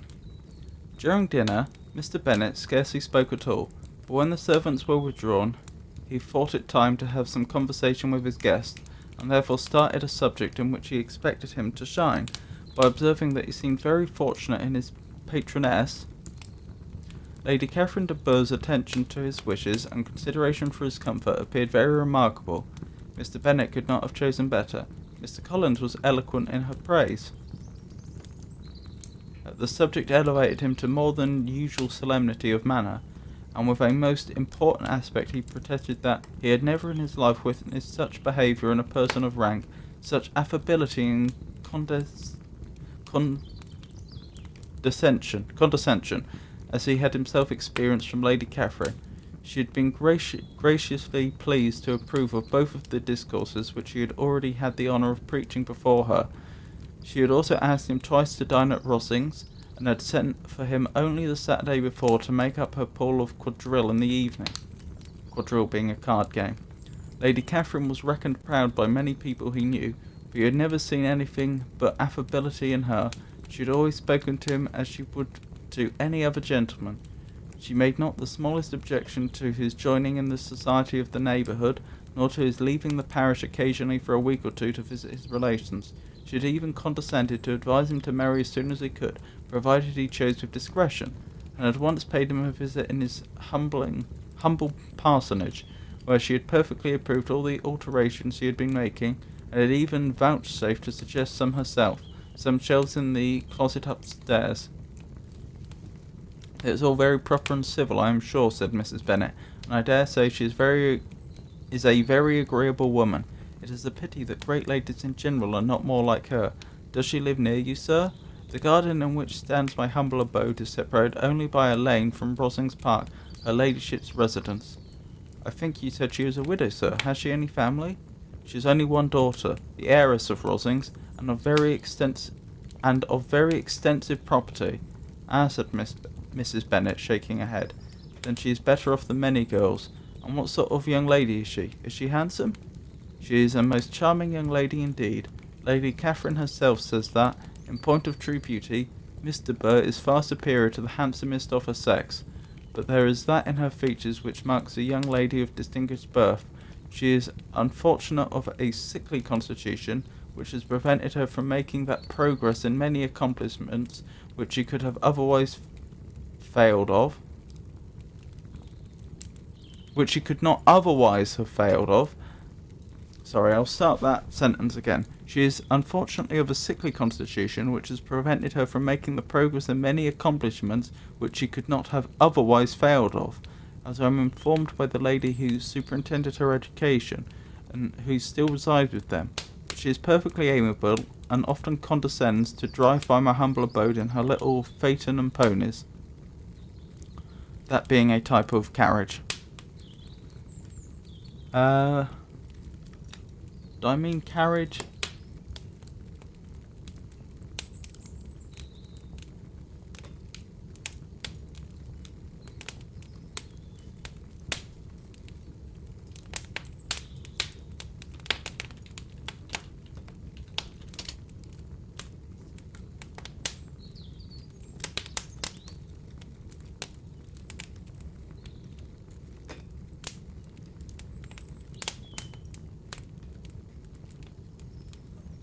Yes, I do.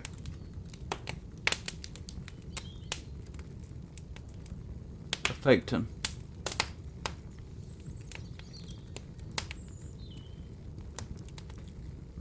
But she is perfectly amiable and often condescends to drive by my humble abode in her little phaeton and ponies. Has she been presented? I do not remember her name among the ladies at court. Her indifferent state of health unhappily prevents her being in town, and by that means, as I told Lady Catherine one day, has deprived the British court of its brightest ornament.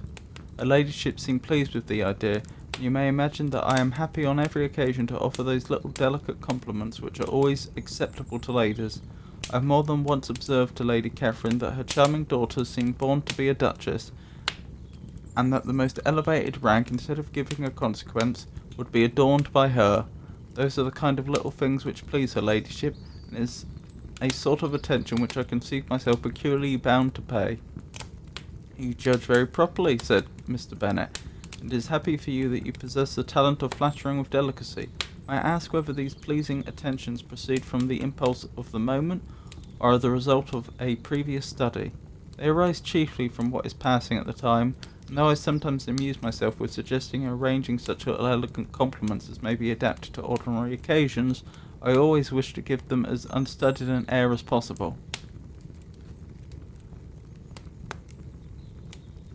Mr. Bennet's expectations were fully answered. His cousin was as absurd as he had hoped, and he listened to him with the keenest of enjoyment, maintaining at the same time the most resolute composure of countenance, and, excepting an occasional glance at Elizabeth, requiring no partner in his pleasure. By tea-time, however, the dose had been enough, and Mr. Bennet was glad to take his guest into the drawing-room again, and when tea was over, glad to invite him to read aloud to the ladies. Mr. Collins readily assented, and a book was produced, but on beholding it, for everything announced it to be from a circulating library, he started back, and begging pardon, protested that he never read novels. Kitty stared at him, and Lydia exclaimed. Other books were produced, and after some deliberation he chose Fordyce's Sermons. Lydia gaped as he opened the volume, and before he had, with very monotonous solemnity, read 3 pages, she interrupted him with, "Do you know, Mamma, that my Uncle Phillips talk of turning away Richard? And if he does, Colonel Forster will hire him. My aunt told me so herself on Saturday. I shall walk to Meryton tomorrow to hear more about it, and to ask when Mr. Denny comes back from town." Lydia was bid by her 2 elder sisters to hold her tongue, but Mr. Collins, much offended, laid aside his book and said, "I have often observed how little young ladies are interested by books of a serious stamp. I've often observed how little young ladies are interested by books of a serious stamp. They're written solely for their benefit. It amazes me, I confess, for certainly there can be nothing so advantageous to them as instruction, but will no longer importune my young cousin." Then turning to Mr. Bennet, he offered himself as his antagonist at backgammon. Mr. Bennet accepted the challenge, observing that he had acted very wisely in leaving the girls to their own trifling amusements. Mrs. Bennet and her daughters apologized most civilly for Lydia's interruption, and promised it should not occur again, if he would resume his book, but Mr. Collins, after reassuring them that he bore his young cousins no ill will, and should never resent her behaviour as an affront, seated himself at another table with Mr. Bennet, and prepared for backgammon.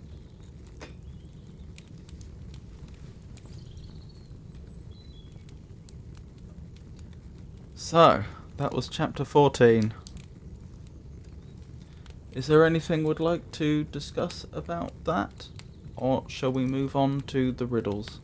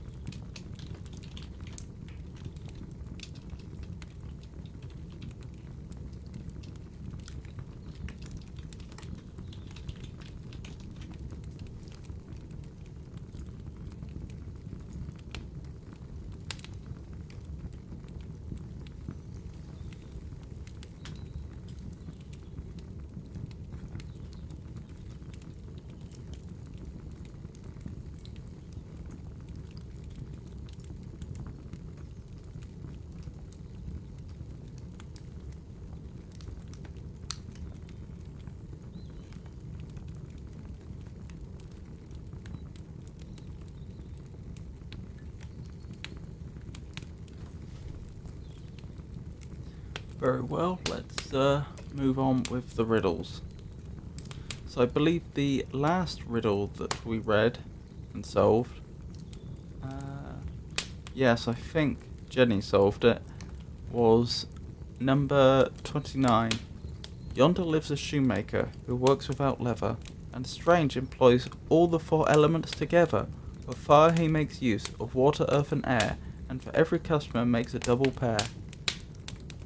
The answer in the book was a blacksmith, but I believe what they really meant was a farrier, who is one who makes horseshoes and also would affix horseshoes to a horse. So, number 30. Oh no, I think this was the last one we finished on. The beginning of eternity, the end of time and space, the beginning of every end, and the end of every place. Yes, and the answer to that one, as it turns out, was E, the letter E. The beginning of eternity, the end of time and space, the beginning of every end, and the end of every place. So, I think we are starting with the first new riddle is 31. There is a thing was 3 weeks old when Adam was no more. This thing it was but 4 weeks old when Adam was fourscore. A score being 20, so fourscore must be 80.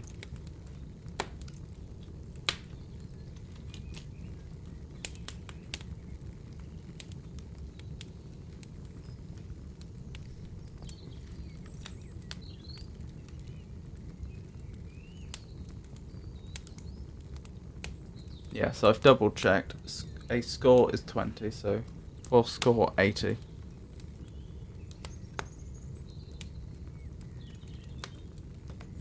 Jenny says the moon. Could you explain that? I'm not sure I follow.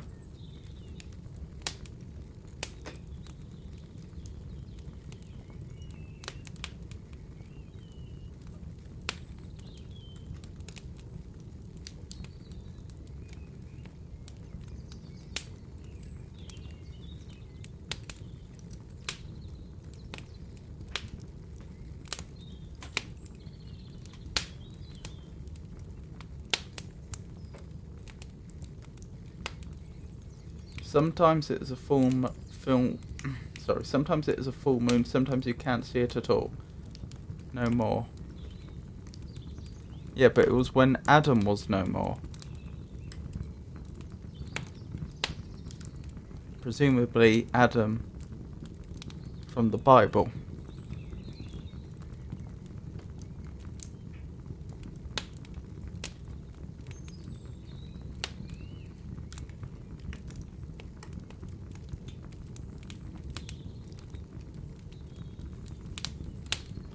Although, you are correct that none of these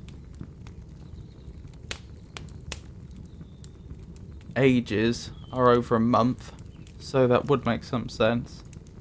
Now, do I recall at all where the answers were? 4 there, clearly. There we go. So, we'll see if you're right.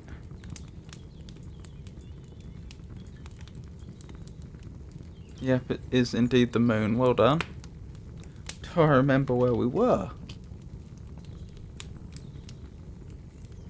We were certainly well before there. But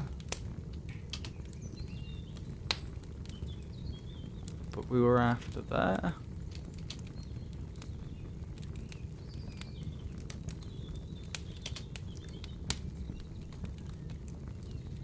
We were around here. Right, so 32. I'm up and down and round about, no mortar ever found my end out. Though hundreds have employed their leisure, They never could disclose my measure. I'm found in almost every garden, nay in the compass of a farthing. There's neither chariot, coach, nor mill can move an inch except I will.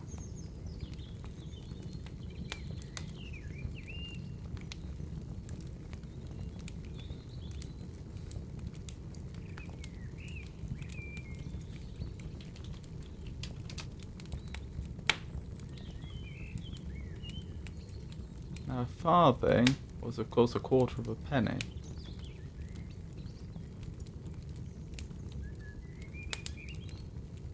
But this would have been a farthing from the 1700s.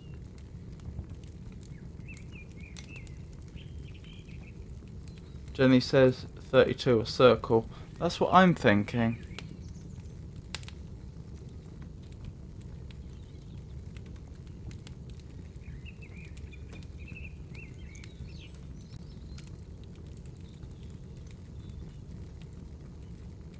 Why nay though? Doesn't nay mean no? I'm found in almost every garden, nay in the compass of a farthing. And I'm wondering what they mean by in the compass of. But there's neither chariot, coach nor mill can move an inch except I will. I think a circle does make the most sense.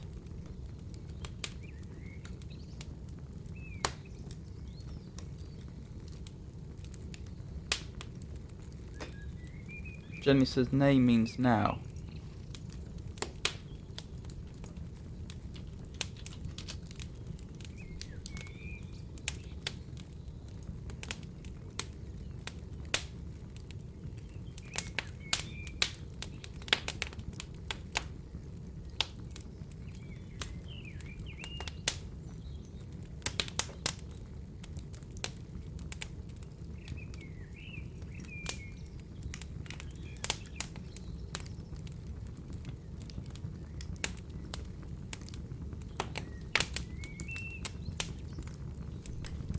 There's this usage, or rather, or should I say moreover, his face was dirty, nay filthy.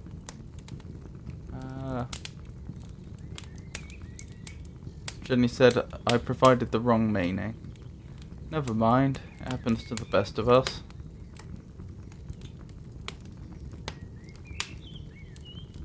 So I suggest it's probably meaning, or rather, or should I say, moreover. I'm found in almost every garden, moreover in the compass of a farthing.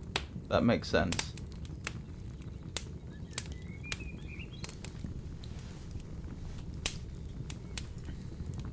So yes, I'm guessing... Does compass have some special meaning that I'm not aware of? Well, I suppose it could have any meaning that I'm not aware of. I wouldn't know. A space within limits, an area. An enclosing limit, a boundary of circumference within the compass of an encircling wall.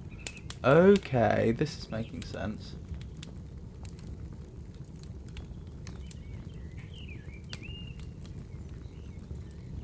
Nay, in the compass of a farthing. So inside a farthing is a circle? I mean, it is circular.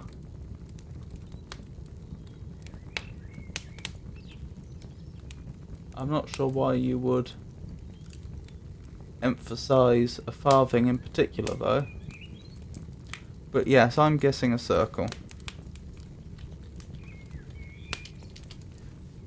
Oh, wrong area again. Wrong page.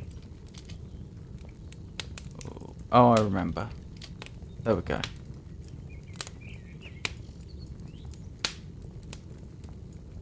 So we had the moon, a circle, yes.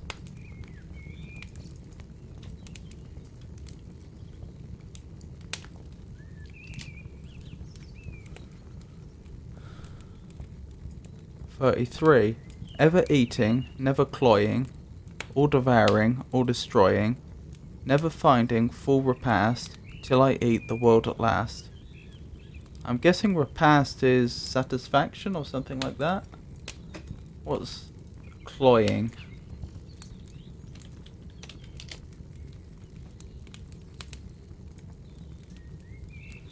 unpleasantly excessive, excessively sweet.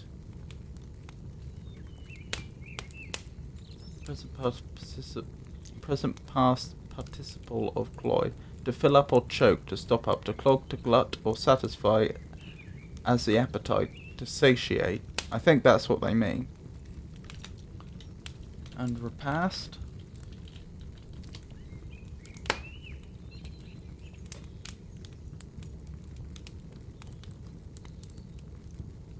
A meal, a period of refreshment or rest. Ever eating, never cloying, all devouring, all destroying, never finding full repast till I eat the world at last. Jenny says time. Yep, that would make sense.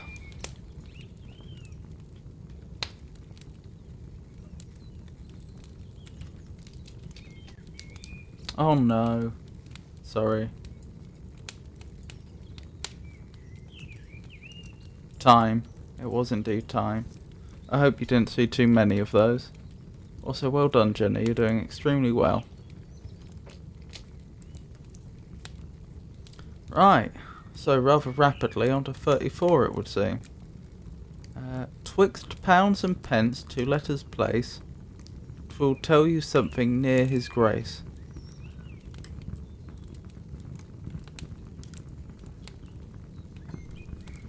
Twixt pounds and pence, 2 letters place, 'twill tell you something near his grace.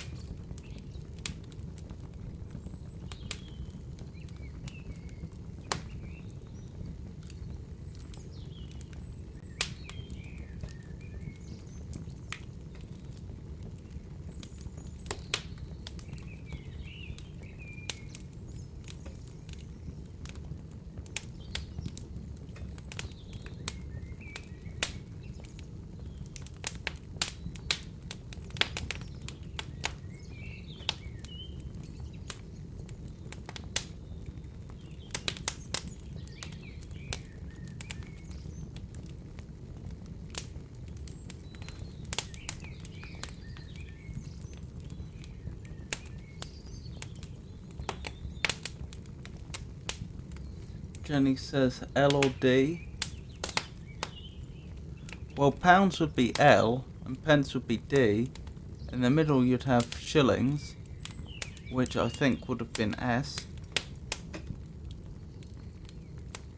Yes, it would have been.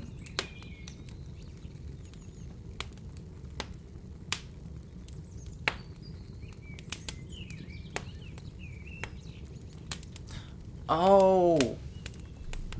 It's O and R. Lord. As in the Lord.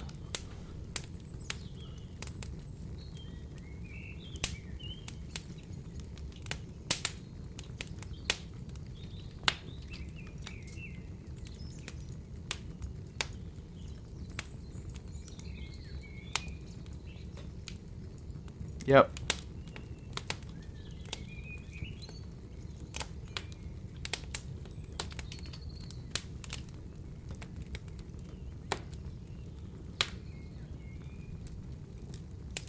That was a good one. So, 35. Every lady in every land has 20 nails on each hand. 25 on hands and feet.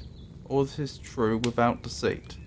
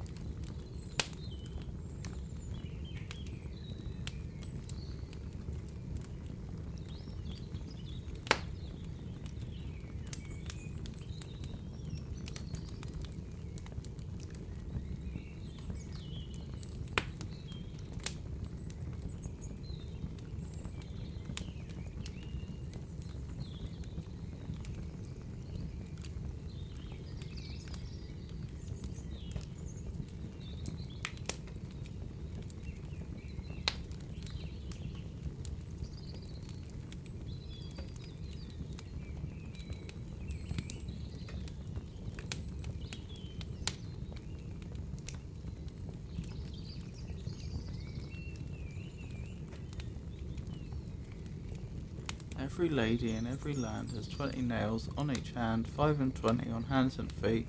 All this is true without deceit.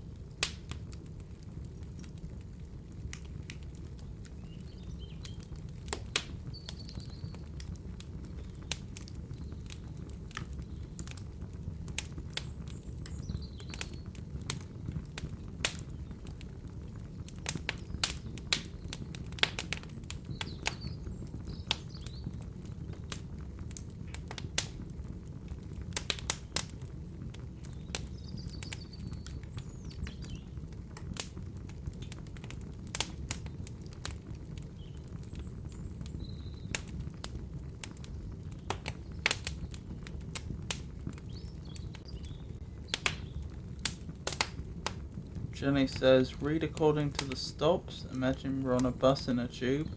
I'm sorry, I don't follow what you're saying, Jenny.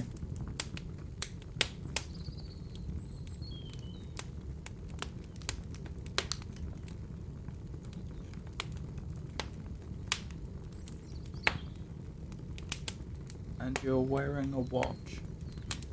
I'm sorry, I'm not following.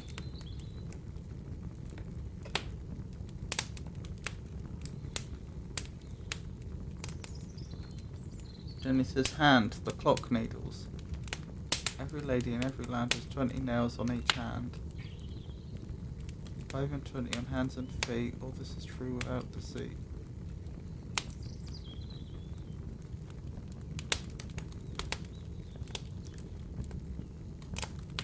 I don't think watches existed when this was written.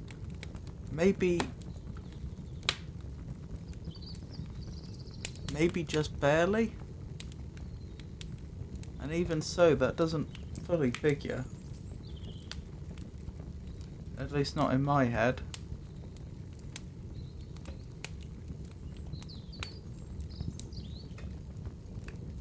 Like, what would the feet be?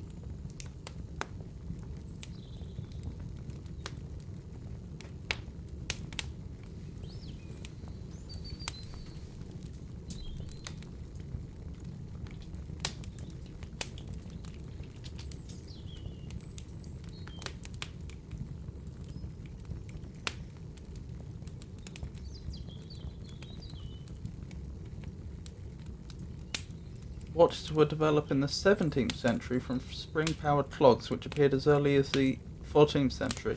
So I was utterly wrong. Watches had been around for more than 100 years when this was written.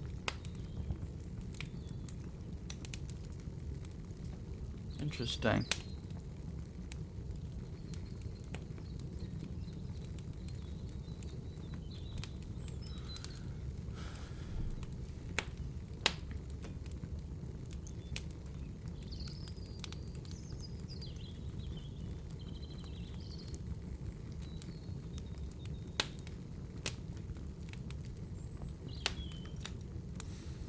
I'm still not getting it. I'm tempted to just look it up, because I really don't think I'm going to get this one.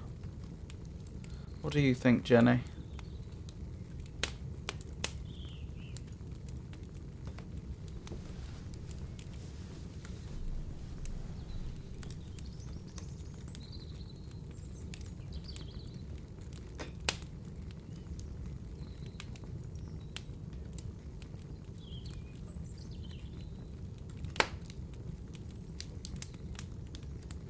Jenny says read according to the stops.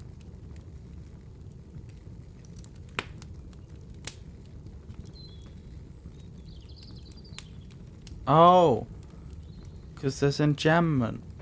Like poetry, every lady in every land has 20 nails. On each hand 5, and 20 on hands and feet. All this is true without deceit. Ah.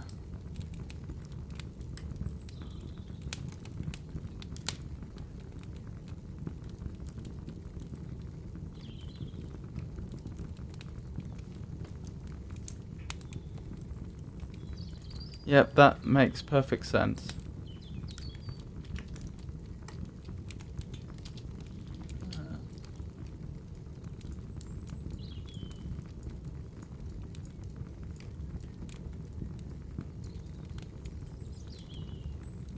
Yes.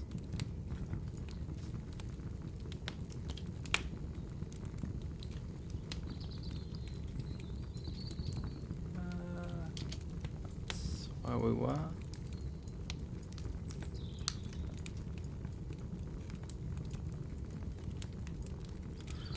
Well done. 36. Without my aid, no nymph is truly fair, nor could you ever find a happy pair. In cursed rebellion, me the head you'll find, to murder, cruelty, and rage inclined. Yet virtue's friend all surely must agree, since even religion's self must cease with me. Thus you perceive I'm not devoid of grace, yet never in heaven or hell shall I have place.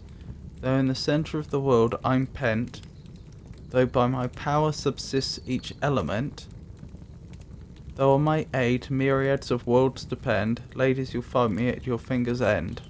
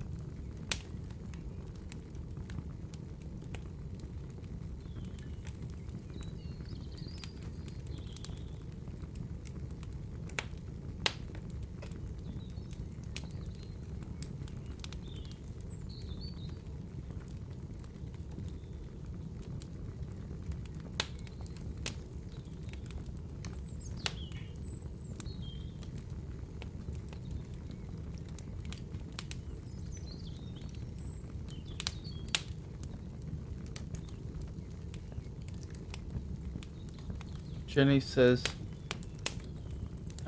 number 36, Civic.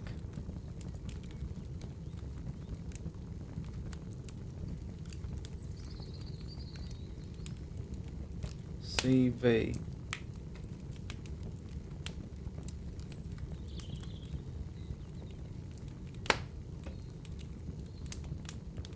I'm sorry, I don't follow you.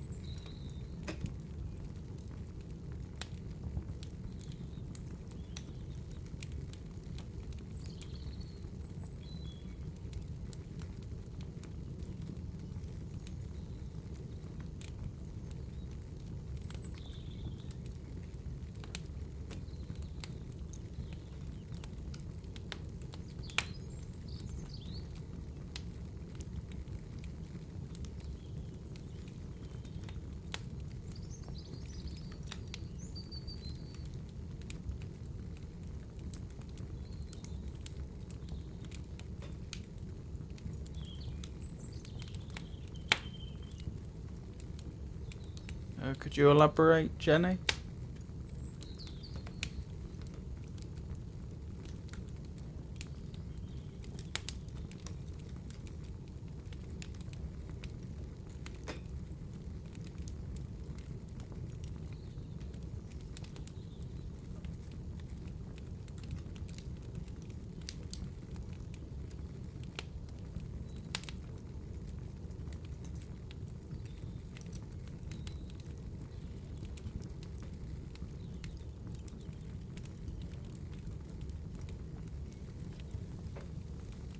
Jenny says, well, I just guess based on the contents.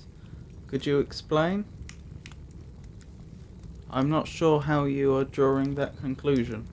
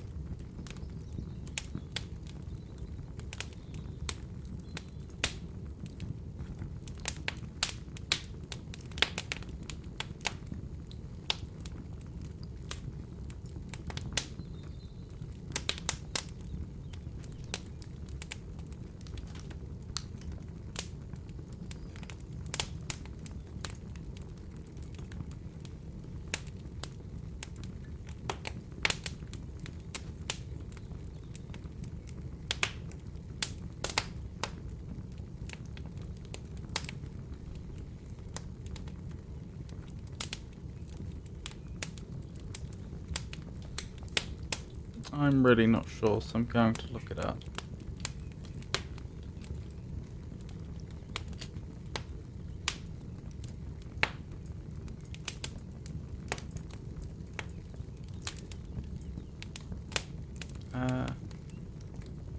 Letter R.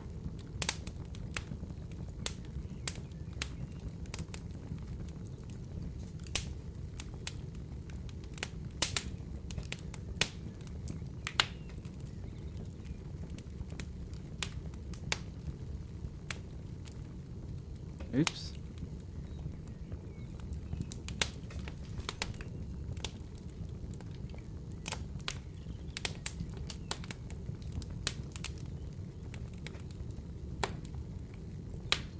Without my aid, no nymph is truly fair, nor could you ever find a happy pair. In cursed rebellion, me the head you'll find, to murder, cruelty, and rage inclined. Yet virtue's friend all surely must agree, since even religion's self must cease with me. Thus you perceive I'm not devoid of grace, yet never in heaven not or hell shall I have place, because the letter R isn't in any of those words. Though in the centre of the world I'm pent, though by my power subsists each element, fire, water, air, and earth, though on my aid myriads of worlds depend. Ladies, you'll find me at your finger's end. The end of the word finger. Oh, why do I never check these linguistic answers? The ones just based on letters. So many of these riddles have answers like that, and I always forget to check. I'm such a fool. Oh well. On that depressing note, I think we'll end. So, thank you for coming, everyone. I hope you enjoyed the stream. I'll be streaming again this Friday. I will be doing some more RimWorld. At the end of my stream on Monday, I cast some doubt as to whether I'd do RimWorld, because I seem to get more viewers on Saturday for RimWorld, and I think there's probably only one more session left, but I have decided, in fact, I will go ahead with the Friday RimWorld session. That means if I do a Saturday stream, because I don't always do one, If I do one, then I can't be sure what it'll be, because it may be RimWorld if we don't finish RimWorld on Friday. If we do, then obviously it'll be something else. So we'll just have to wait and see. But Friday, RimWorld. Monday will be another adventure or puzzle game. I still haven't decided for certain what I'll be doing. In last Monday's stream, I finished Monkey Island 2, LeChuck's Revenge, which was very good. The logical choice would now be to move on to Monkey Island 3, but because I've completed 2 Monkey Island games back to back, I'm tempted to slip something else in the middle, but I haven't decided yet. So again, we'll have to wait and see. Then Wednesday, it will be back to this old stream: poetry, prose, and riddles. So, thank you everyone, and good night.